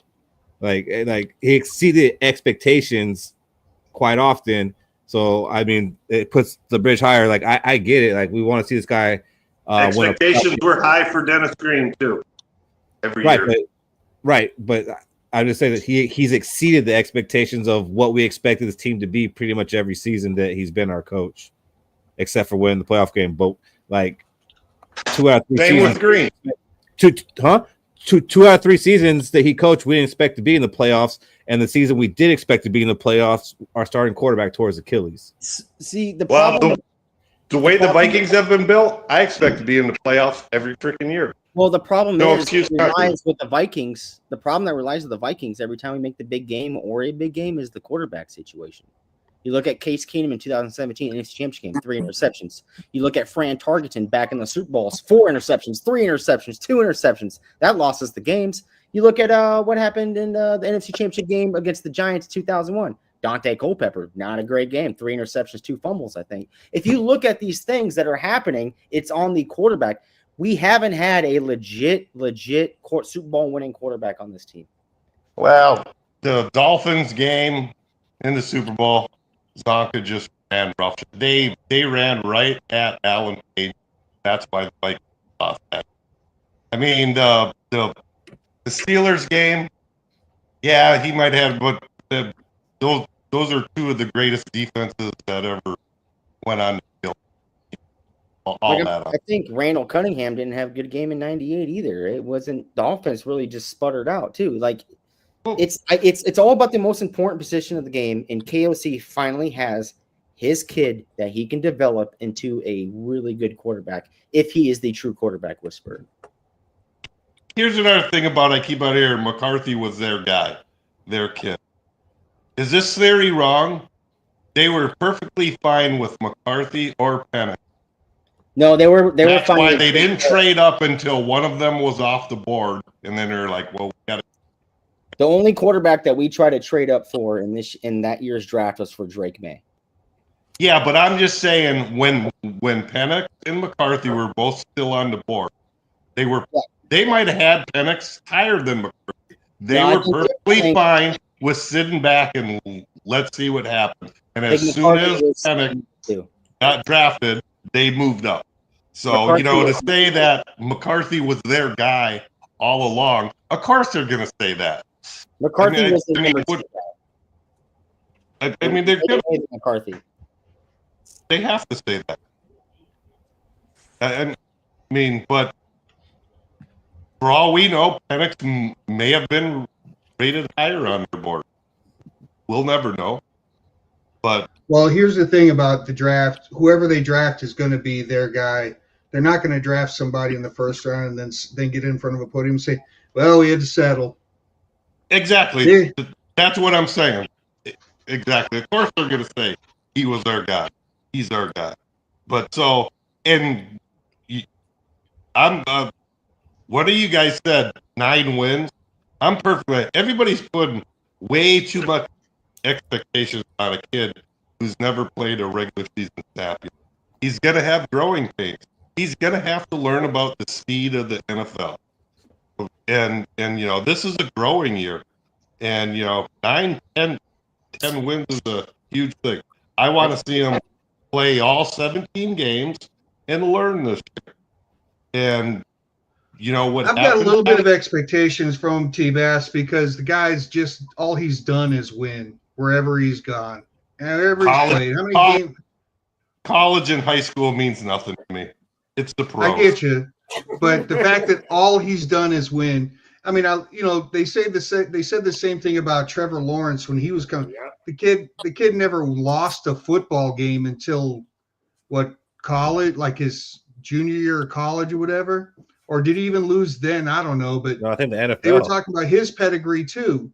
So yeah. I mean, the NFL is the best of the best. You can't even look at college, get you in the door, and then forget about it.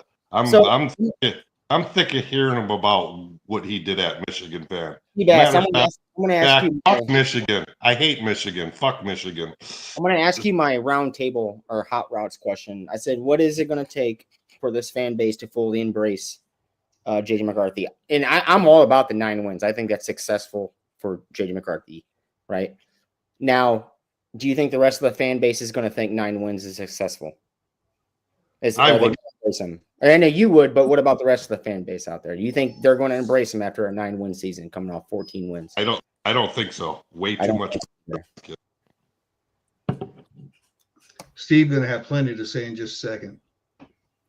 So if he had Caleb Williams like numbers of next year, 3,500 yards, 25 touchdowns, 4 interceptions, and won 9 games, would you guys do this? I'm gonna get going. Thanks. I'm good. You're over 500. Thanks for letting me rant, guys. Yeah. Skol. Good, T-Bass. Thanks for joining us. Next time. I like that. You awake, Steve? Yeah. All right, I mean, he made some good points. I mean, he came on when we weren't expecting it, but those were good points, especially with the KLC stuff. I mean, I'm a KLC fan. I'm glad KLC's here. I'm glad we signed him, but that's the thing. He won Coach of the Year. He got this extension, but he hasn't won a playoff game. So, well, what I think what you guys should do as Viking fans, I mean, you guys got a solid team there. I will not deny that.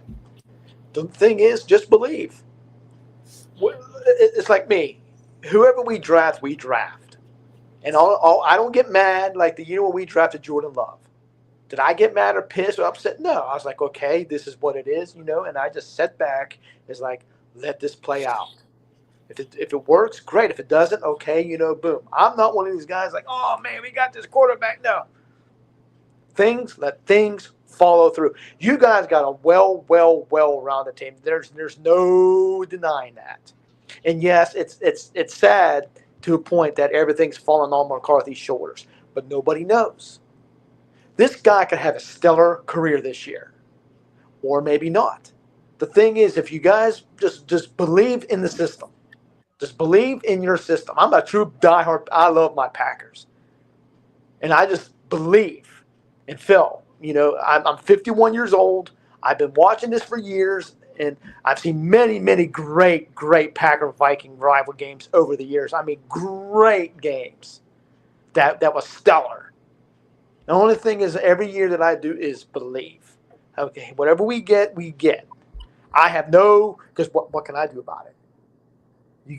If you guys are true Viking fans, which I see you guys are, believe in the system. Believe in KOC. Believe in Quasi. I mean, it can't be perfect all the time. There's going to be mess ups. There's going to be, bust and whatever and so forth. But hey, Steve. Yeah. I think that's a viable and valid route to take if you've won a championship or two. But when you realize that your team has never won one, you've got to think something has to change. Right. I see what you're saying. But I'll also say I don't know where this just belief comes from, because you were watching the show last week and we just predicted this team to go 15-2 as a group of fans. And I know maybe not everybody on this panel agreed with that, but we all have us winning over 11 games. I do think we do believe. I projected that you guys, when we was doing that last week, I think I had you guys go 10-7 or 11-6. Yeah. That's what I had. You guys finishing 10 or 7, 11 or 6. All right. So what we're gonna do now is we're gonna run through your schedule. Okay. And you're gonna have to try to convince us that you're gonna win these games. Okay. Because we're still gonna vote, and I don't know if you know this, but you're outnumbered here. So your job. That's the way I love being outnumbered. And I gotta tell you this beforehand, you're already 0-2 because this needs to align with what we picked last week, and we had the Vikings winning the 2 games, so the Vikings won those 2 games. I'm sorry. You're not going to change any minds there. We'll see if you can get to 15-2. So you guys open up the season against the Detroit Lions. Pretty tough draw. Yeah. That game is at Lambeau. How do you guys think you guys are going to do in that game? We're going to win that game. Cody, you all right? Yeah, you say he's going to win that. I think you guys are going to lose that game because the Lions will be healthy. We'll be healthy. We'll be healthy too. You guys couldn't beat a depleted Lions team like us, so you definitely. Hey, that was last year. You need to get off of that. That's last year. This is a whole new season, SA. I'm calling that a dub for the Packers. I'm also calling it a win. Unfortunately, God, it's gonna make me sick every time I do this. This was a bad idea, guys. You guys didn't even talk me out of this. Shaq, who's gonna win that game? I mean, there's no winning here. Is the Packers or the fucking Lions gonna win this game week 1? Oh, if there's some winning, it's gonna be the Packers winning. What about the few of you left in the chat? Oh, down. Oh boy.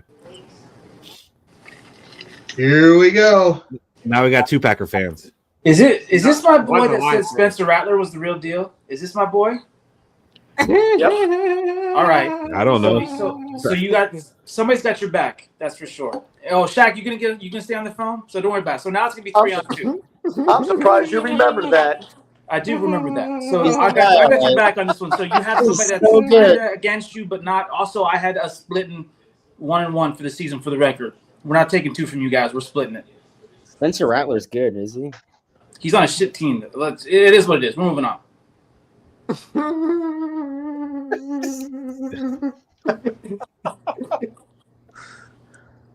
All right.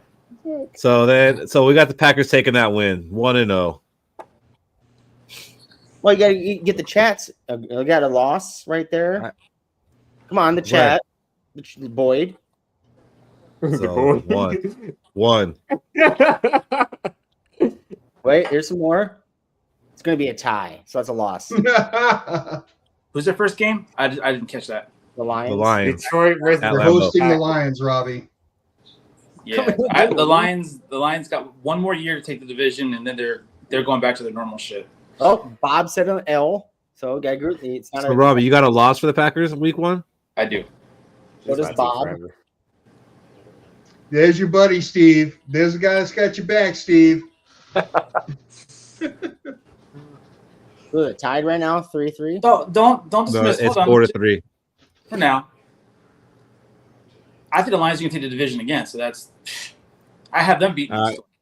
Moving on, Packers win that game. Lions are going 8-9.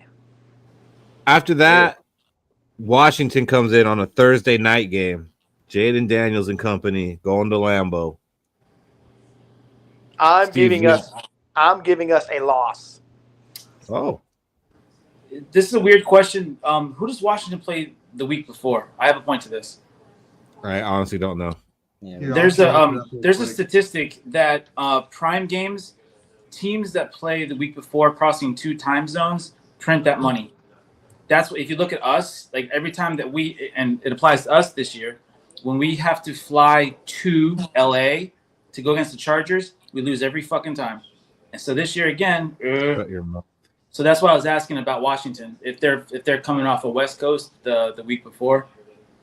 So I was holding Washington is playing the Giants at home week 1. Thank you. East Coast. Oh, thank you, Shaq. Thank you. Was your phone that you're still on telling you that? That's some rude shit, by the way. That's some rude shit. That is some rude shit. I'm just going to tell you that. You know what? I think the Packers win that shit. Cody? Loss. You lost to the Lions. If you lost to the Lions in week 1, you're completely against a completely healthy Lions team that you couldn't beat when they were depleted.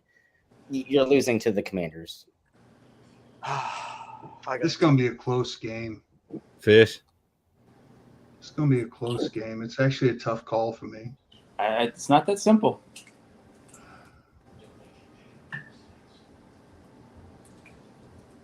I think it.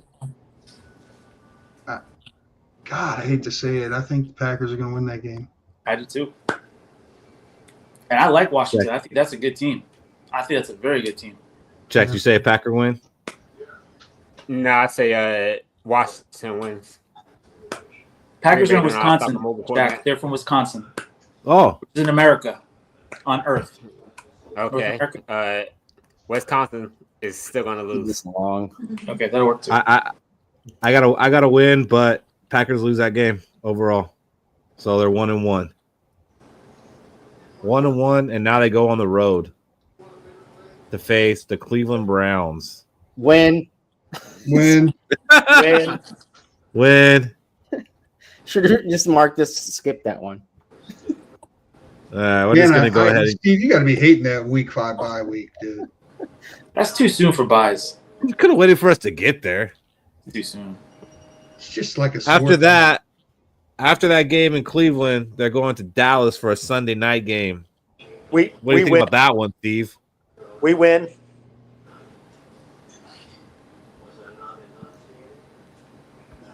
Cody. I'm calling the L. I honestly think Dallas got way better this year. They're still a running back short from making some noise, a lot of noise, but they got George Pickens this year to line up with CeeDee Lamb. I don't think Green Bay can handle that like they couldn't handle our receivers, and those two receivers together are better than the receivers that we have out. Like Fish. I'm calling that a loss to Dallas. Shaq. I'm calling this a Green Bay win. The way Dallas views Green Bay is the way we view Green Bay. And that's saying something. What'd you have, Robbie? This is another weird one to me. You know what? I'm gonna wild card this shit. Fuck it. This is a tie. I'm gonna say this is gonna be an actual tie.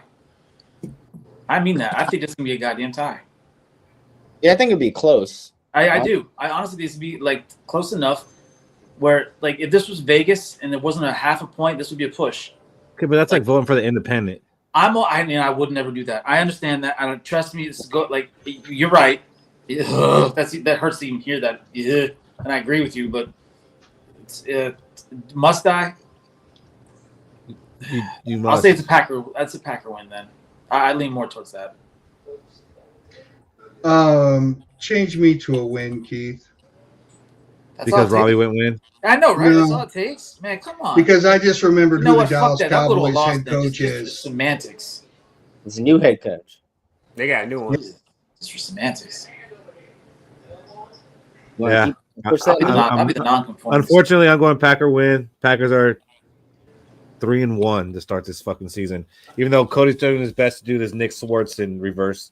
No, I'm not. No, I haven't aligned with. I can't believe I got the Packers at 4-0 in my own. I haven't aligned with my hot take. I think the Packers when they play us week 18 that they lose and they're bounced out of the playoffs. I got them at 1. Okay. All right. So right now, as a group, we got them at 3-1. This is disgusting. All right. So then, as Fish alluded to, week, damn it. Here comes. Here comes. As Fish alluded to, a week 5 bye. How do you feel about that, Steve? Having the bye week? I don't like it, but what can you do?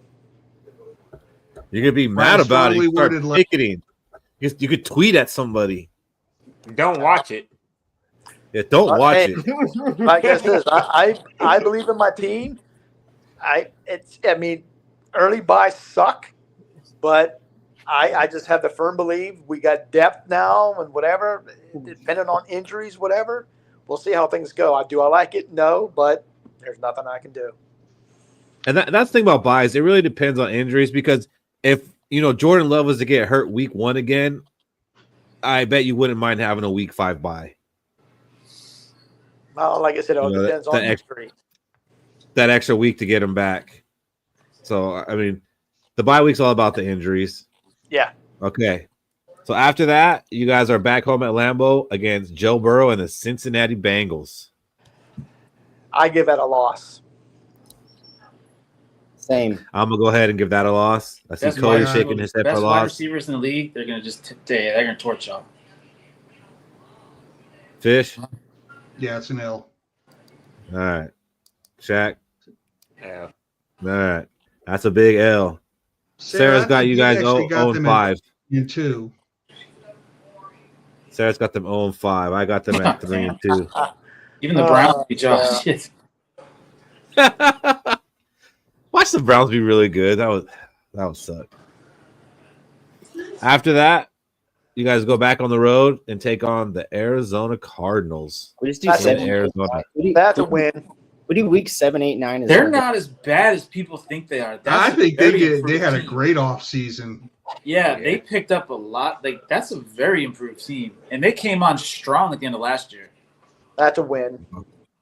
Okay, so Steve's got a win. Bob Sweet's got a loss. What do you got, Cody? I got a W. I think it's gonna be a close game again. Yeah, it'd be close. I think the same type of game that when we played them last year, and then they're gonna come out with a W. What do you got, Robbie? Steve, how's your secondary? I don't pay attention to Green Bay secondary. How's your secondary? How do you feel about it? Well, just like don't give me a 9-hour like book report. Just like on a scale of 1 to 10. Cheesy. 8. Oh damn. Okay, that's a win then. Never mind. Thank you. Yep. Michael Fish. That's confident. Yeah, I think the Green Bay defense is balanced enough to stifle Kyler Murray. I love Kyler Murray. That's no. I hate to say it, but I got to call that a win for Green Bay. I'm calling this a Green Bay loss. What do you got, Shaq? Lost.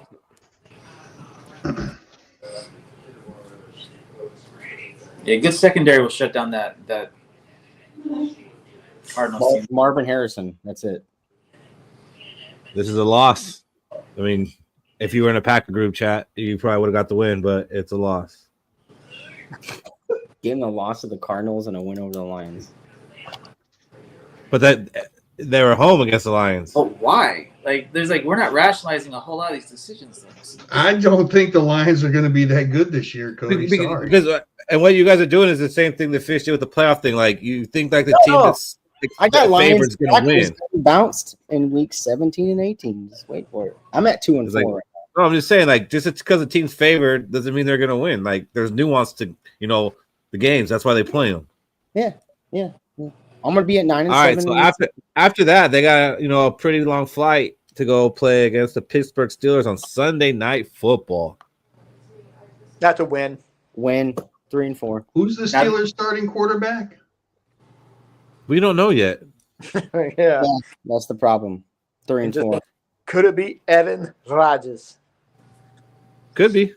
Yep. Yeah, you're not familiar with his game though, so that would make for an interesting game. What do you got, Robbie? Steelers or Packers? Now, this just goes back to what I was saying about that 2 time zone statistics, prime time bullshit that I just mentioned previously. Just based on that statistic alone, it's a loss.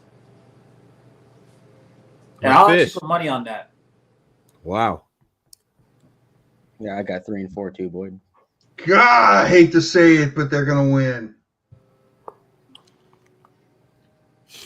I got them winning that game as well. Shaq? Depending on who the Steelers quarterback is, if it's Aaron Rodgers, then I could see them pulling it off. But if it's not, then Green Bay's going to win this game. All right, that's a W.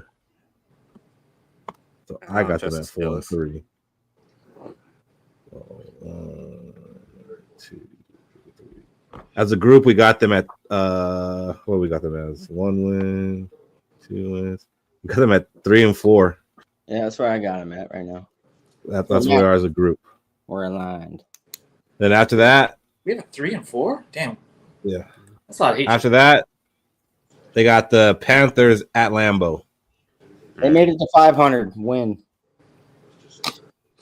I got it as a win. Steve? Yeah, that's a win. Win. Win. Okay, that's a W. We can move on to. This is a pretty big matchup right here. Monday Night Football against the Philadelphia Eagles at Lambeau. Loss. I say we lose. Fat fucking L. I got the loss. Does anybody have a win? This is the tush push here. Nah, I got the loss. All right. Imagine Green Bay, final seconds, 2 seconds left, goal line, Eagles in the tush push offense, and they stop it to win the game. That'd be crazy. And then they never do the tush push again. Okay, after that, they got the New York Giants in New York. Win.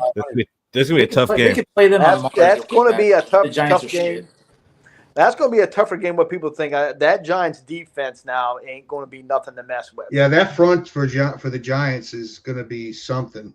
It's going to be close, but I'm giving us the win. Jair Alexander has 2 picks. Packers win. Robbie? They did nothing to improve themselves. Yeah, fuck the Giants. No, you only improve yourself with the quarterback, and they didn't. I say Xavier. Jackson Dart. Jackson Dart, baby. Yeah. Russell Wilson, baby. Jameis. You're playing the Packers. I'd say they improved quarterback. No. That doesn't say much. Slightly. Dart's all right. What about you, Fish? What do you got? That's a win for the Packers. Look. 5-5. It's a win for the Packers. Roll up in my mouth. Yeah, me too. So that's a win. But we could watch that out a little bit because after that, they lose to the Vikings.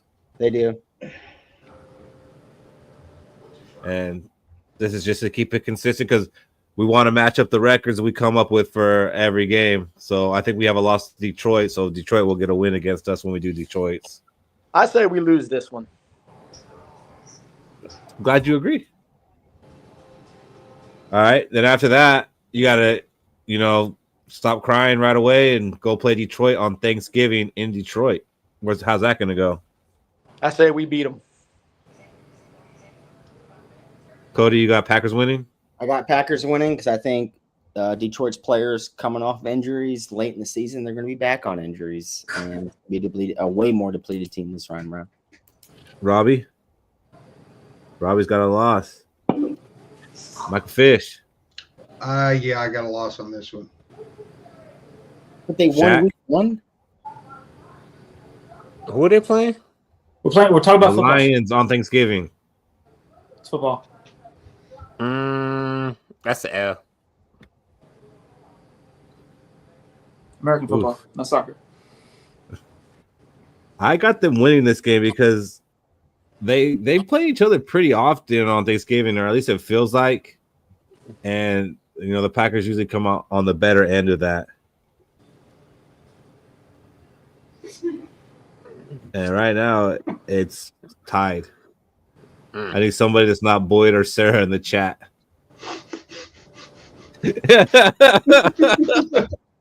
Hey, I need a tiebreaker. I'm about to flip a fucking coin. this is going to determine a 10-win season or a 9-win season right here. Hey, Shaq, is that Skillful Shaq in the chat the same guy as you? Or is that a different guy? I think that's a different guy. And what is an I, Shaq? Why is there a capital I? Bob Hold Swede, on. where are you? We need you. I was telling him to change it. Oh, there you go. He said it was a spelling mistake. Can't spell lines without an L. Where's Dana? Ask her. She's on the couch. You want to ask her? Ask her. Packers or Lions on Thanksgiving? Dana, Packers or Lions for Thanksgiving? On Thanksgiving. Ew. Yeah, Yeah. Lions. she said Lions. And so Yeah. so did Jen. I don't know. Are you recruiting people, Steve? All right. Because you feel bad for what? Their water? So Steve's on his wife's burner account right now saying win. She feels bad for Detroit's water. That's what. Okay, that's her rationale. At least that's just. They ain't fixed Flint, Michigan by now. They ain't never fixing it. All right. We're gonna give the Packers the win on that one. Because whoever Jen is. Hi, Jen. Hi, Jen. good shit. All right. That's my girlfriend, by the way. I knew it. Yeah, I mean, I told you. I figured you brought in someone, to get that final vote. All right. After that, you guys got the Bears in Lambeau, your new owners. We won. We win. Cody, I got him as a win, making him 6-6. Robbie, You think you guys can beat another bust-ass quarterback from the 2024 draft class? Another one? So, yeah, I think you guys can beat this one, too. So, yeah, you guys win this one. Mike Fish. I didn't see Got what that you as an L for Green Bay. Oh wow, I got it as a win. I got that as a win for Green Bay. Shaq. L. Doesn't matter if they won that game. All right. After that, you got the Denver Broncos in Denver. This could be a tricky one. This could be a tricky one. I'm gonna start you guys off with an L, but Cody's giving you a W. W 7-6. We played them last year good there in Mile High, and we could have beat them. Now, that was last year, and I hate going by last year, but you know what? I'm going to say we win this one. We win this time. All right. Robbie. I say Patrick Surtain fucks y'all up. That's a loss. No, I'm Fish? not biased at all. At all. And who's the kid they just drafted? The other cornerback? They got. Who else did they draft? Oh, They were talking about- from you gotta say Texas. Texas. John Barron. Jade Barron. Yep. Jade Barron. They're going to be tough to throw against. No, we Make got it this to right. five. We're in Toyota-thon, boys. This is when Jordan Love is fucking undefeated.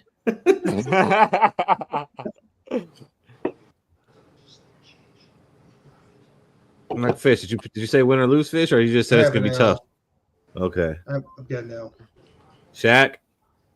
I got a L. You got an L. We had rebound this. That's a loss. I hope the Broncos win that damn division.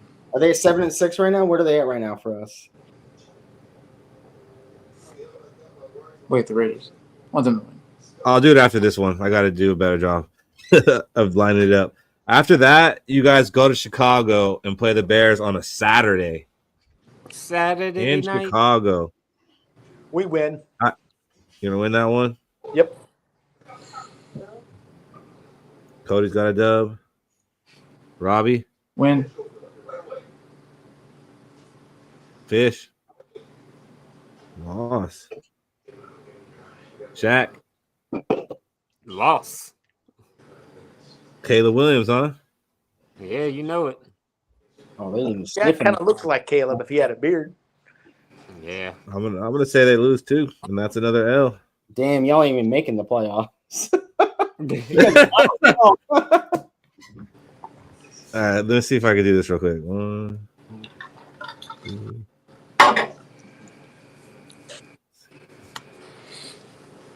Fingers and toes. They're 7-7, right? Well, they got 8 wins, but the most they get's 9 because they're gonna lose in the last week. Yeah, 8-6. That's what I was saying. We're gonna bounce. 8-6. There we go. But Run okay, it. so this Like run it like we normally. there it would. goes. You got the Ravens Oh shit. That's a loss. in Lambeau. In Lambeau.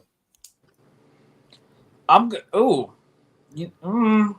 That is not a loss. I'm sorry. Yeah, I think the Ravens have their shit all wrapped up and they kind of ease off the gas. And I think they give I it think to them. that's a sloppy field special. I think Lamar's got the MVP wrapped up. Henry's got the rushing title in his pocket, and they ease off the gas and give that shit to him. Yeah, that's a win for them. So right For the now, Packers. according to our win-loss, they're 8-7 right now. Yes. No. I said the Packers get the situational win. They automatically get the loss to the Vikings next. Yeah, yes. I have them at 9-7 or 9. I think they beat us. I have them at 9-6 say right now. I have them at 9-6 right now. We have them at 8-7. I think I say they lose to the Ravens and then they beat the Vikings. I got in them the last week. right now. I say we lose to the Ravens and then we beat the Vikings in the last game. You guys All right. lose I this have more game, faith you're out in of your playoffs. team than you do. I got them winning against the Ravens. Fish, you got to win. Yeah. So do I. So that's 3. Shaq, Ravens Lost. or Packers? Lost. Got a loss. Want to go to the couch? It's a loss. You're on the couch. You're out of the playoffs, homie. It's a loss. I mean, Sarah really skewed this with all her losses. I shouldn't have counted hers. You're out, man. Man, With you're friends out. like that, huh, Steve? Yeah, I was about to say, did she just rubber stamp losses on everything? Just like, Yeah, she did. I'll take care of Sarah later. yeah, bet that. Hey, yeah. I'm not even asking questions. I'm asking questions. I'm just gonna assume it. Hey, don't worry. This week we beat the Lions and knocked them out of the playoffs too. So you guys are already out. We just clinched. So We're I moving believe I had us going 12-5. Wow. So collectively, it was 8-9, but you did get the 2 losses to the Vikings just because we're keeping this consistent with what we did as a group last week. Not all of us, dude. Not all of us. I mean, Yeah, the people not who all. matter. Right. I had you at 9-7 till our game. You guys lost 9-8, bounced out of the playoffs. We split that shit. Yeah, I mean, so we had you 8-9 as a group. I don't think they go 8-9 though. No, I think they go 9-8. I think there's a good chance they don't win double digits. I think. Now I we're mean, either it's gonna be a going tough. It's gonna be a tough division. We're gonna be or beating each other 12-5. up. They didn't get worse. We're going 11-6 The or Packers did not 12-5. get worse. So I'm Nobody just got like, worse. yeah, I don't Yeah, think but anybody got their worse. But schedule they definitely didn't get sure worse. did. No, Robbie only worries about the schedule difficulty when it's the Vikings. Yeah, Ace. That's all I give a shit about. I care about Steve, us. I have If it a makes you sweep in feel the better. Lions, Well, and I us have a a few other sweep in the teams. Bears, but I had a split with the Vikings. Hey, Steve, if it makes you feel better, I think a 10-win team in the NFC, doesn't matter what from what division, The way the schedule is placed out for every team in the NFC right now. We're either going 11-6 or 12-5.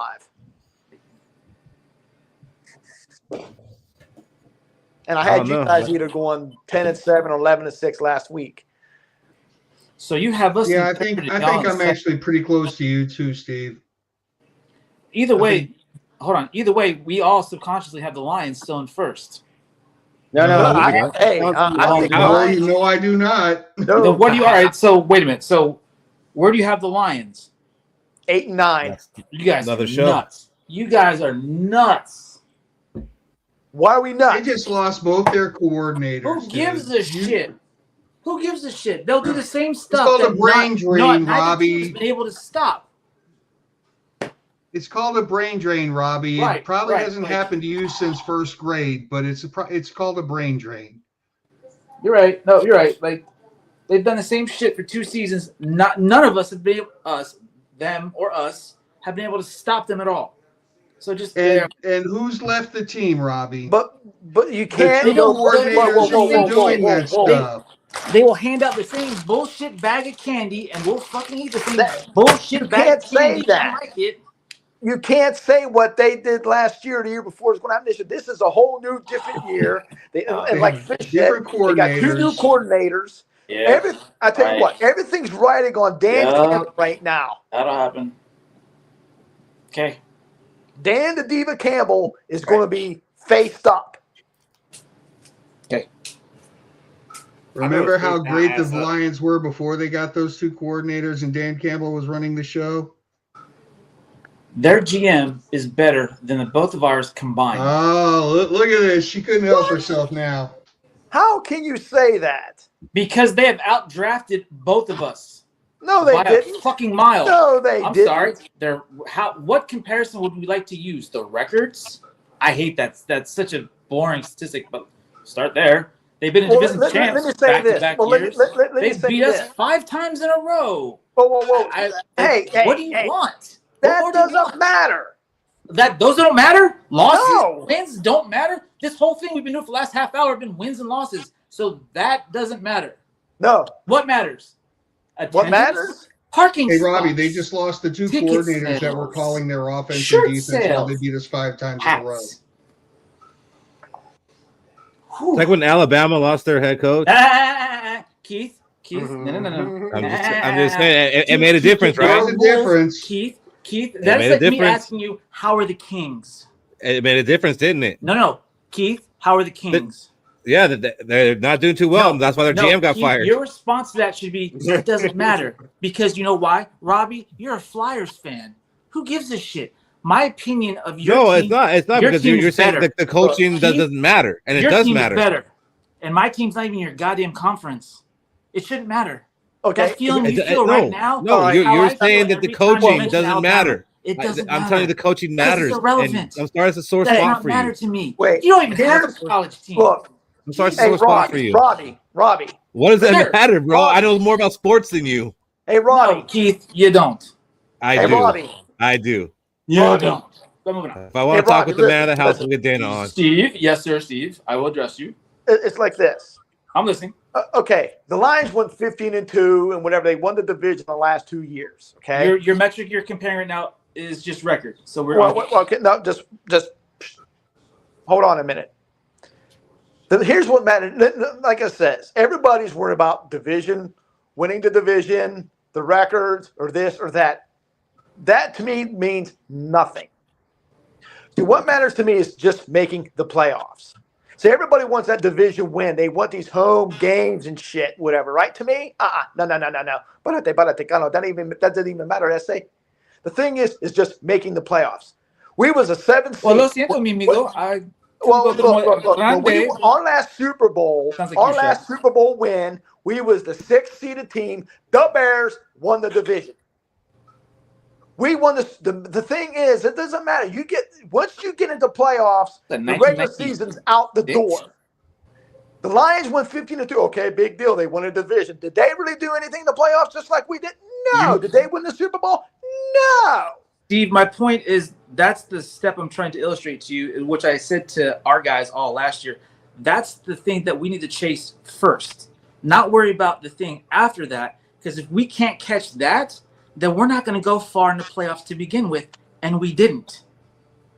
So how about we beat the guys in front of us first who are better than us? If we can beat them, then we can beat the guys in front of them. Well, we were not successful enough but to it can beat the happen. Lions. See, this Are you saying that we weren't even competitive with the Lions last year? We were this not. is a different year. Because I believe we were in the lead till like the last minute the first time we played were them. not, because we lost twice. We were in the lead in the last minute, which makes that a competitive game, doesn't one it? Guy, This the is same one guy beat the shit out of 2025. both goddamn games. Last year, that's over with. This is 2025, which every just team is compared now a different team. 1996.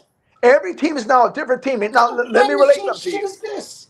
The Lions have 2 new coordinators. No one knows what's going to happen. Dan Campbell's ass is going to be online now because he's going to look stupid because of Ben Johnson ain't there carrying his ass. Let's see how good Dan Campbell is now. Okay? Let's see how good Dan Campbell is now. Okay? The Vikings, nothing against them. Their souls relying on McCarthy. But they have a solid team. The only thing they need to ride is the quarterback play. That's the only change. So Minnesota's no whatever. Now the Bears has a whole different flux. They have a new head coach, which is Ben Johnson. Let's see if he can be a head coach now, outside of a coordinator. Now they went and picked up some new pieces for their offensive line. They went and picked up some new pieces here and there. See, it's all the only team that really hasn't changed is us. Is us. We didn't really lose or change much on our team like the Bears did, the Lions did, and the Vikings not so much. I mean, only thing that really changed with them is the quarterback play because it's not Sam Darnold. So much stock That's in it. Ben Johnson is ridiculous. That Lions has such a plug-and-play offense. It's ridiculous. They literally can take a kid out of the stands and just say, it was his offense. Pick something and do it. They're fine. I see the Lions go 8-9. The Lions are fine. Again, we'll see.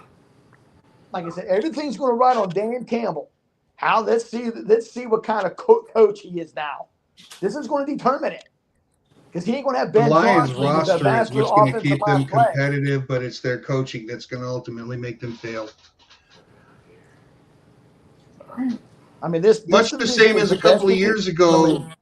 Our coaching kept us competitive, but our roster made us fail. Yeah, when we went over those wins and losses, I did not see a whole lot of confidence in us saying, "Oh, we're going to win that handily. We're going to curb stomp the shit out of them. Y'all are going to curb stomp the shit out of them." We did not say that, not once. So I don't know where we're going to put them in our division rankings. Yet I say first, and now all of a sudden that's outlandish. Yet none of us are saying we're going to beat the shit out of them. So where are we putting them? Not first. So it doesn't matter if you beat the shit out of them or you beat them by 1 point. It's the win. Well, fine. I mean, yeah, because Robbie said that we lost by 3 points and we got stomped by him. So I mean, on a last second 50-yard field goal when we were have another up in the last 175 minute. yards and 6 touchdowns again. Hey, let's stop him this time. Oh no, there's another 150-yard game. Let's not stop the same fucking guy. But I digress. So where are we putting the Lions? Second? Third. Third. Okay, Shaq said third. Thank you. At least somebody give me a fucking answer. So who's first? I mean, I said third when you when you originally Steve, asked and you lost your mind. Are you saying that you guys are first with your 11-6, and I said us 12 and being 5. second at 10-7? I said we went 12-5 tonight. All right, 12-5. So you guys are in first, and I'm sure we all agree with that. Count Steve's wins in the thing. So Steve has the Packers in first. That's a Packer fan. That's understandable. He's biased. Trust me, of all people, I get shit like that. I understand that. So I assume that we are in. Steve, you have us in second or third? Second. Fair enough. I appreciate that. And you have the Lions in third, right? Correct? No. You have them last? Yep. Oh. You're still my boy. I still like you. You said Spencer. You had like 9 cards. Bro, you have so many cards to play with me. It's insane. But you've gone through at least 6 Uno decks, a sorry, and maybe a draw 4 with the Uno deck. Oh, Robbie's faith in humanity is just I'm shaking. like 9. Hold on. I gotta. That's all right. It's okay. Coaching matters, buddy. It's all right. I understand that. And Fish, not to belabor a point, I get the point. I understand what you're saying. But I still stand by my point. That's a plug and play team. No. Whew. And to your point, that'll keep Davis. them competitive, but it ultimately coaching will make them fail. Coordinators. I understand, John. I think coordinators matter the most in an NFL game. All head coaches do is they game manage and they motivate their team, right? So like with the Lions losing Ben Johnson, I don't think they're making playoffs this year. Nope. Like I said, this is running on Dan the Diva Campbell. This is going to determine his outlook. This is going to determine his essay vato. I mean, what if their offense? We could say the same thing about JJ McCarthy to their offensive corner. What if their offensive corner is the next fucking Ben Johnson that they got right now? I bet not a one of you puts one penny on any of these statements.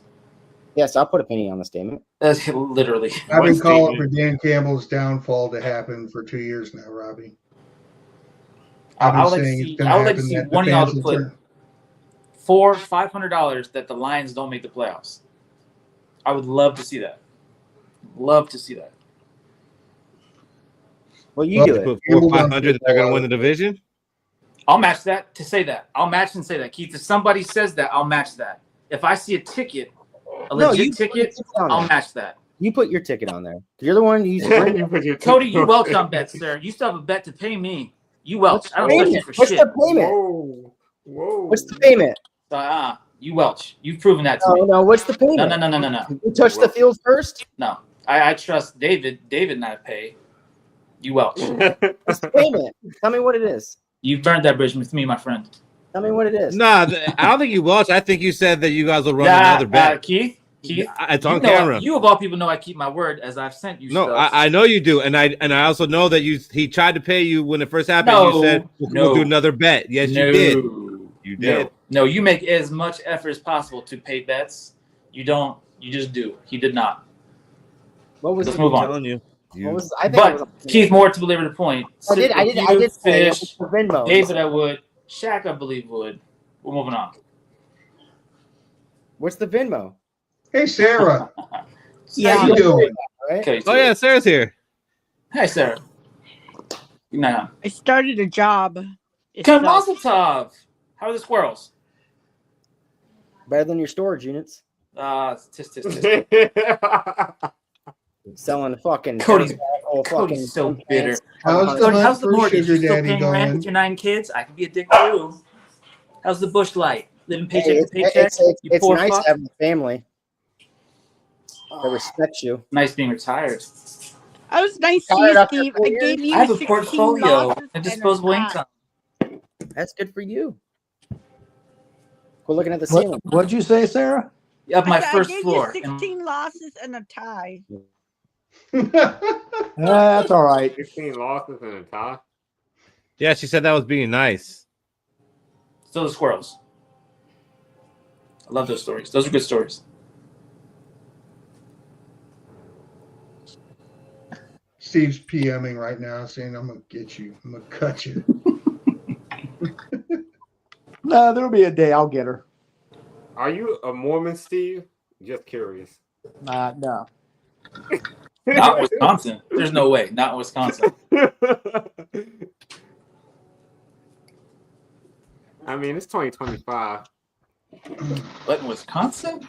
I'm So not we in should be Wisconsin. Mormons because it's Oh, I apologize. I 2025? assume that, Steve. I apologize. Yeah, I'm not in Anybody can be a Wisconsin. Mormon. I apologize. Yeah, I assume that. Yeah, that was a really hasty assumption just because you're the fan. It's like, duh. Yeah, just because all of us are from Minnesota. Yeah. I get it. Yep. Yeah, I know. That was right.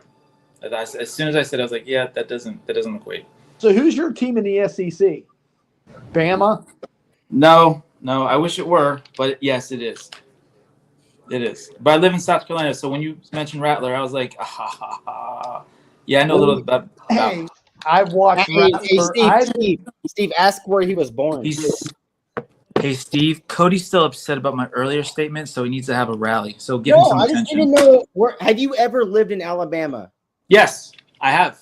Okay. And what years were that? That's none of your damn business. Okay. So he Come on, I man. I'm watched trying to figure out your Spencer Rattler password and your for years. safety security questions, Robbie. I still 7, say- 14, and my mother's maiden name was Pierce. I still say Spencer Is that Rattler. IEA? And where did you meet your wife at?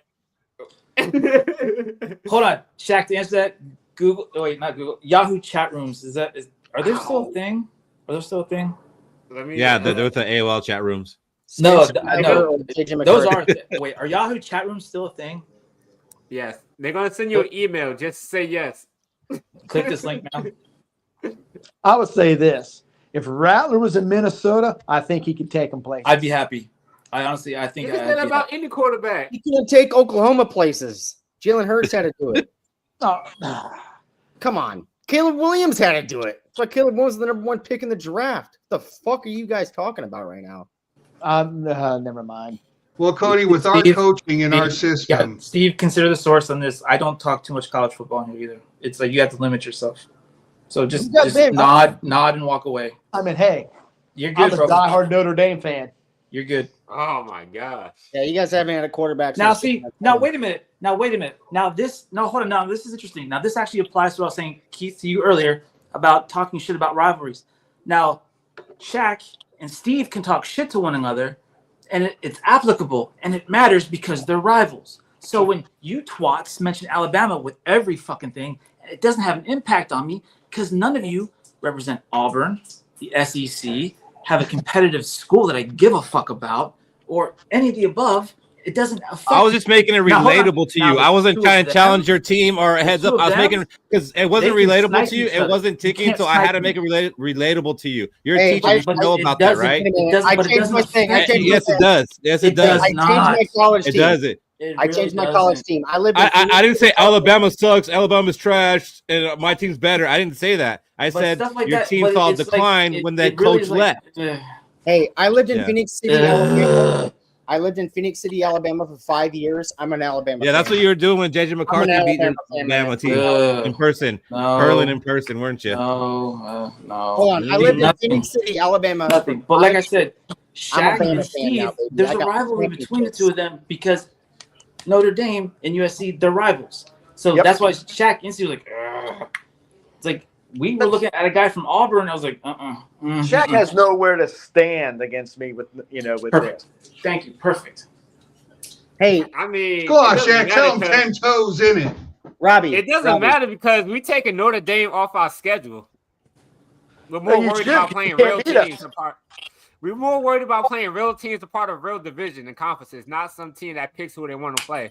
Perfect. This is what I'm talking Robbie, how long have you lived in Alabama? Cody. No, I lived there 5 years. I'm Cody. just asking if I can be an Alabama Cody, fan. as of right now, this is an Amish community, and you are shunned, sir. You've been drinking I too just wanted much. to know if I And can you be an cannot Alabama communicate with me. You must raise your Oh, hand. no, Robbie, no. You are Cody, shunned. you have to be an Auburn fan so you could talk to him. Oh, I was about close to this. Auburn. That is true. I was close to Auburn. Hey, Shaq.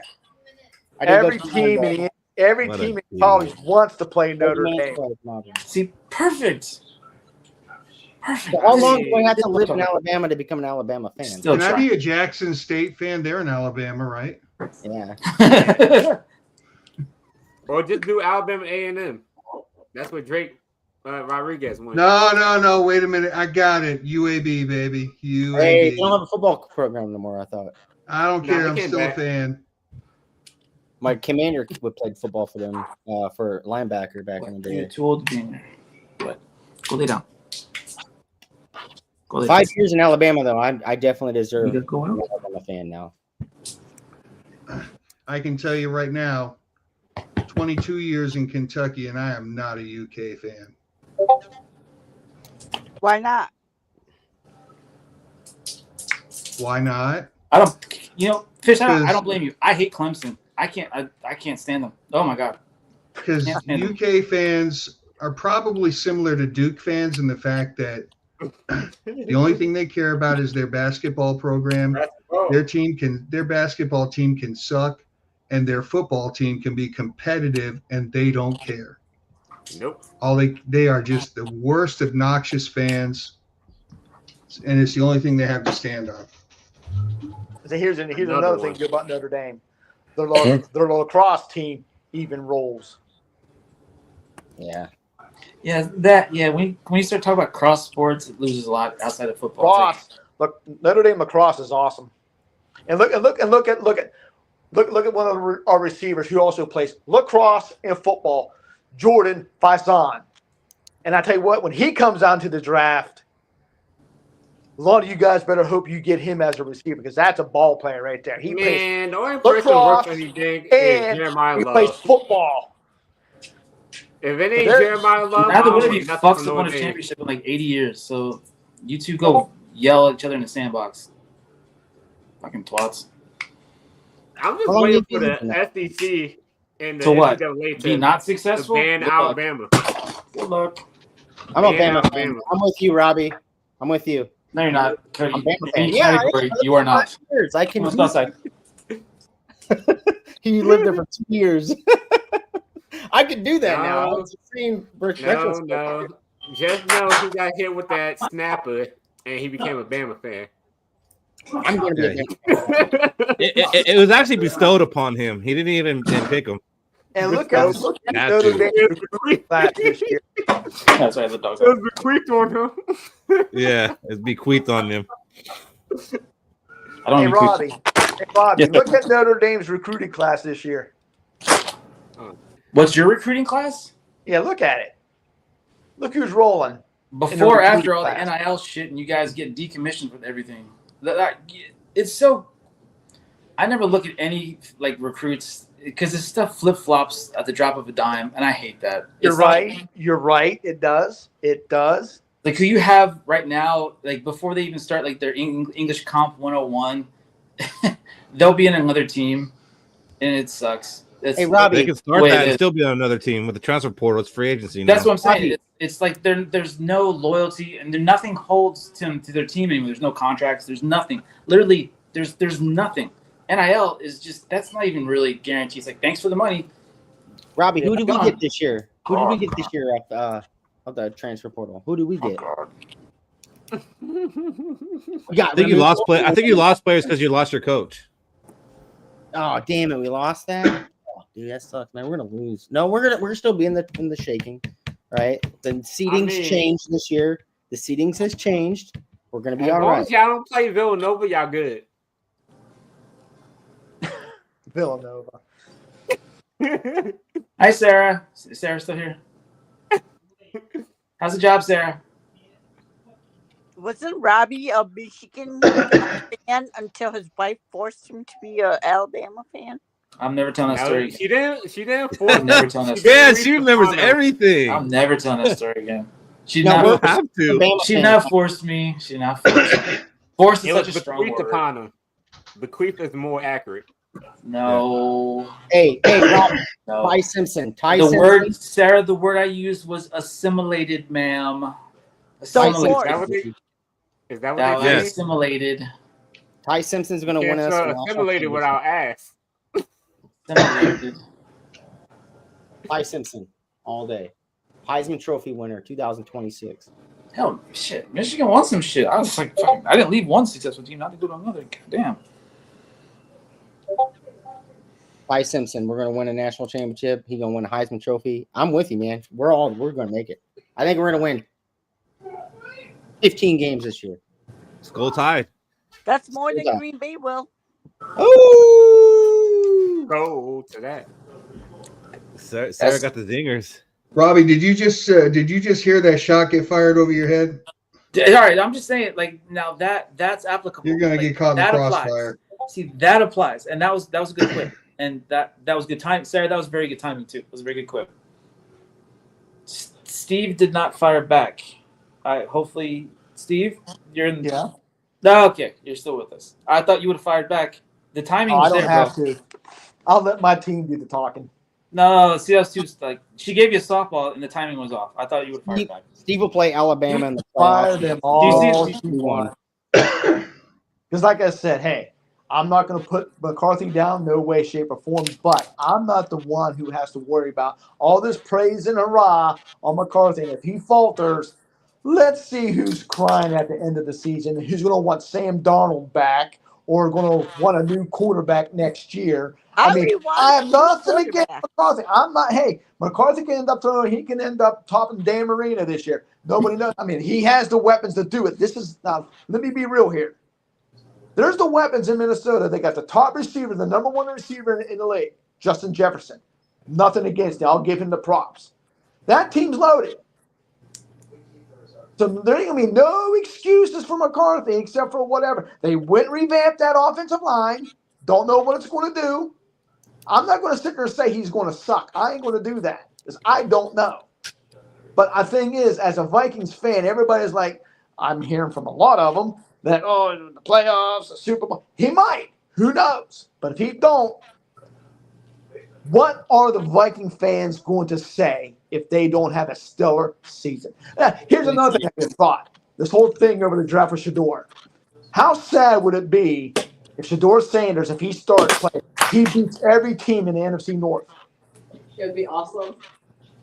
Good for him. My girlfriend here, Good for she's him. a Colts fan. Way to She's go. a Indianapolis Colts fan. Sucks. Yeah. He's in the Browns uniform. I'm not the one of the worry here with the rookie quarterback and boom. Hey, whatever. He's in Cleveland.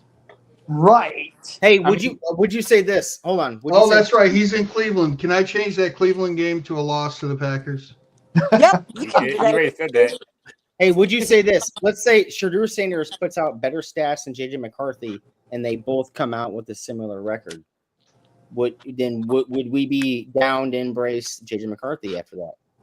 Yeah, I'd be like, damn, what week did JJ McCarthy get hurt? I'd be like, he should never had that freaking baby. I'm already saying that. So again, does JJ McCarthy have a lot to prove this year? Yeah. 100%. Yeah. I mean, he has, like I said, there's no excuses. I mean, he has the weapons. He has the team. I'm not faulting that Vikings team. No. Hey, last week you guys did it. I said they was either going, 10-7, 11-6. I put them up there. I'm not faulting that. But it is sad everything's riding on McCarthy. All I I'm got saying no is hope. if Darisaw is crime dog, then McCarthy is raw dog. Hey, we love your That's interesting. I don't think everything's right on McCarthy. I just think he's got a lot of pressure because we do have a good team. We did put good players around him. It's right on everybody. He just has to play his part. That's all. That's all. Like, we're not expecting him to put the team on his back. Like he just can't fuck it up. The first 2 weeks because of that baby. Our season's done. He has to play a Case Keenum like We got Sam Howell. Well, here's what I want. Now, wait, Cody, lower your expectations. Hey, Robbie, This is getting Brad dangerously Holmes close saying to me wondering if Sarah's biological clock is ticking, guys. No, I don't want my quarterback to have a freaking baby in September, man. It's going to be fine, Sarah. Hey, Robbie. Sir. Back to your Brad Holmes that he's a better GM than what the Vikings and Packers have. By a mile. Okay, I'm going to throw this at you. Go for it.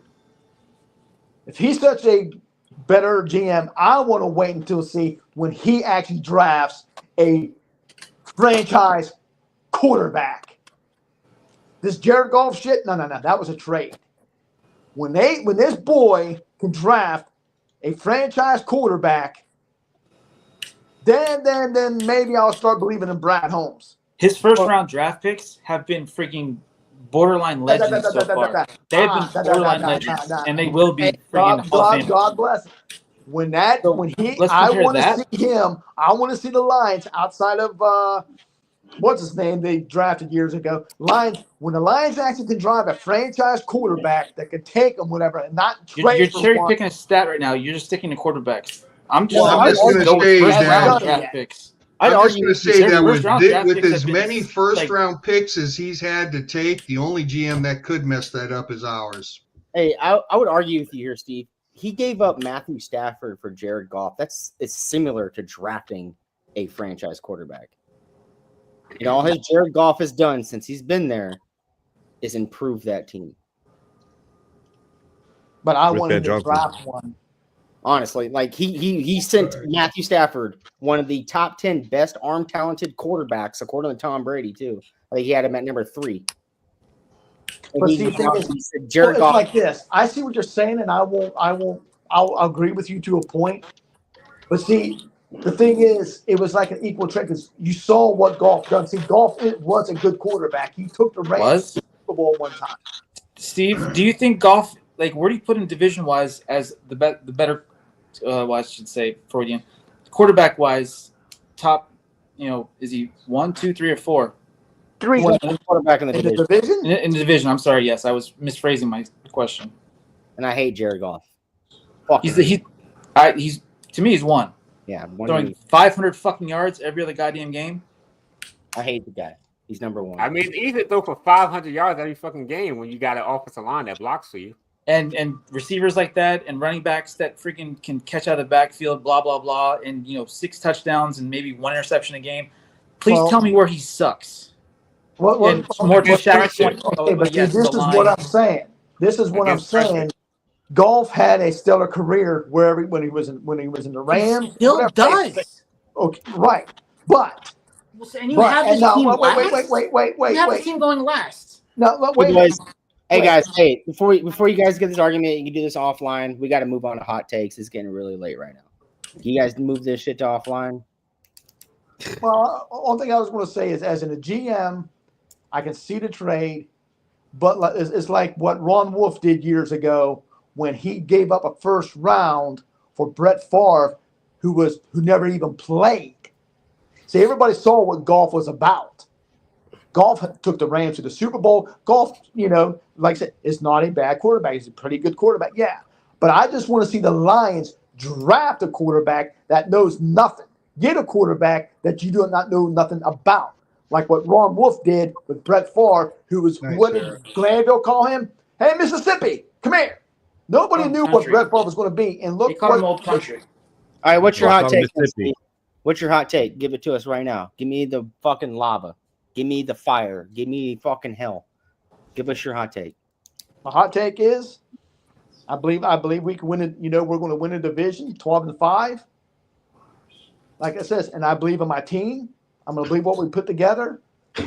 And like I said, and I'm excited. All right, Steve. Have a great night. Thank you for your hot take. Well, thank you.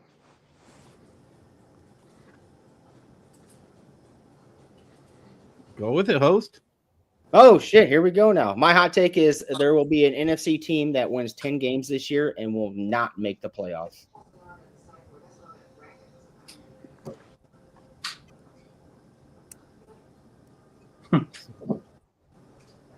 Jack. Boom. 3% just went out. Yeah. In the last 2 weeks of the season, it will be between the Bears and the Vikings for who wins the division. Pretty fire. I like that. I mean, that's kind of what Cody said. I mean, it aligns with what Cody said, that the Lions and the Packers won't make the playoffs and the Bears and Vikings will. But he didn't say who would win the division, so it's a little cherry on it. Robbie? We win those 10 games and don't make the playoffs. Ooh. Oh, so we're the team.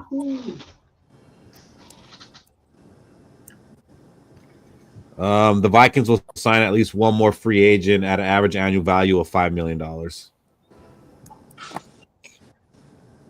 So that means they're going to sign somebody that's going to make the roster and play. Cornerback. I didn't want to say it. Fuck. Am I back? We can hear you. I don't see you. A little darker than normal. Yeah, it was a 10. Well, not by much, but there he is. All right, give us a hot take. It's not gonna be clipped. All right, my hot take is JJ McCarthy, son or daughter, will be born on the day he makes his NFL debut. Oh man, why do you do that? You gotta clip that.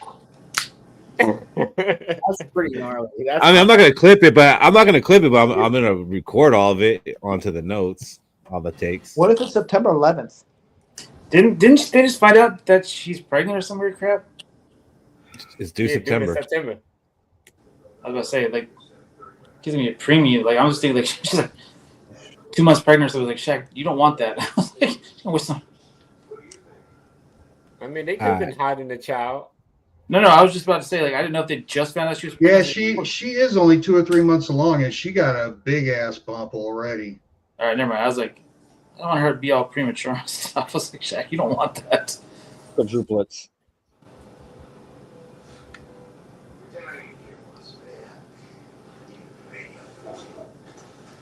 All right, what are your final words, Shaq? Final words. Thank you for everybody who's tuned in to another episode of our all-season Let's Go podcast. If you want to send donations, you can do it on YouTube by clicking the $, or you can go to Let's Go Podcast at Buy Me Coffee. Also, you can join us every Thursday where we talk about everything Vikings football. And make sure you like, comment, and subscribe to help this channel grow. That's all I got. Shout out to you, Tommy. Love it. We got Robbie. Southerners, we Southerners, it is just getting hotter and hotter and hotter. Please stay hydrated. Make sure you stay inside in the AC. And more importantly, keep your damn pets indoors. It's just getting worse for them. All right. Michael Fish. Going to Skol Fest, baby. Gonna bring a few of you with me too. Gonna have a good time. Go see the game. Robbie, you gonna go to the home opener? I want to go to the Christmas one. I'll be and there. the wife and I were debating on going to the Eagles one, but we would not be wearing purple. We would probably be wearing red, and we felt conflicted. It's in Minnesota. I understand that, but there's a lot of crimson on both teams, and we would be confused. So we're picking another game to go to instead of that one. So you might actually root for the Eagles? No, you're missing what I'm saying. We would be wearing red and not rooting for anybody. So that's You what hear we that, would be Minnesota confused, fans? and we would not be going. look I'm for aware of red that. Sir. jerseys. I've been to more goddamn Viking freaking home games than I think anybody fucking here. No, So shut you your goddamn mouth. That just means you have more money. That don't mean you're a bigger That does not fan. mean I have more opportunity, sir. Yeah, that's all that I just means. have more opportunity. That's all that means. No, you have not. You hear that, Minnesota fans? If you see your couple wearing red, make sure you bring the rotten eggs and throw it at them. I'm just saying that's hard. That's crazy. I could never think of a situation where I was watching the Vikings and I'm like, I don't know if I want them to win. I don't want to bring a jersey. I'm just. Is this so that way you don't get beat up by Eagles fans? You can't No, wear it's purple not because you're that. afraid It's you- just like, No, he doesn't know who he wants to win. He kind of wants the Eagles to win the game. No, it's like I got Like, stuff I So need to have his, autographed. Like, his you don't college understand. fandom supersedes. I He wants all them fucking Georgia- got, like, Devontae he wants all Smith them and Georgia Jalen Hurts Bulldogs to get a autograph W. shit. I was like, fuck. Thank you. That's Thank crazy, you man. for That's, proving the point. that's one of the craziest things I've heard on this show. I'm not lying. It's like I want them Eagles to lose, but I don't. Hey, Robbie, can you say that again so we can clip that actually in the hot take segment? I would be going to get No. autographs from both sides of the damn field. So it's like just certain don't players. blame I'm just saying. I don't blame you, Robbie. If I was going to the Chicago game, I'll get an autograph. You don't understand. All right, Shaq, you all right. That's my point. But it's just like In your Viking jersey, though. In my Viking jersey. He'd have that USC jersey underneath so he could be like Caleb. y'all don't understand. There's crazy. like 14 Alabama players just in the goddamn field between the two damn teams. So it's like shit. More Georgia players on the Eagles. Yeah, though. right. Okay, I'm just saying. There's like Hey, Robbie, it's fine. Hey, Norcephus, I'm sorry. I hit the wall like I mean, 25 minutes we have ago. like My 5 math don't on math. ourselves, but they have like 7. I'm just saying, like this, it's hard. It's hard. Cody, final words. Final words is, hey, it's Thursday, Memorial Day weekend's here, right? And everybody thinks it's all about the barbecue and going out for the weekend. Hey, I know if you don't like the military, if you do like the military, just know at the back of your minds that when you guys are out there barbecuing and everything, that people have lost their lives during these wars. Maybe that you don't agree with, but still lost their lives. They're still human beings, right? And I know people that I've seen lost in front of my eyes and images in my head that I wish I never saw in my life, but I have saw them. And what I'm gonna do this Memorial weekend, I'm gonna hang out at my house. I'm not even gonna do anything. I'm probably gonna watch some TV and just hang out and reminisce. Other than that, hey, Be safe. Don't do anything bad. Be good or be good at it. All right. Other than that, let's go. Let's go. All right. We'll see you guys next week. Go Pack, go.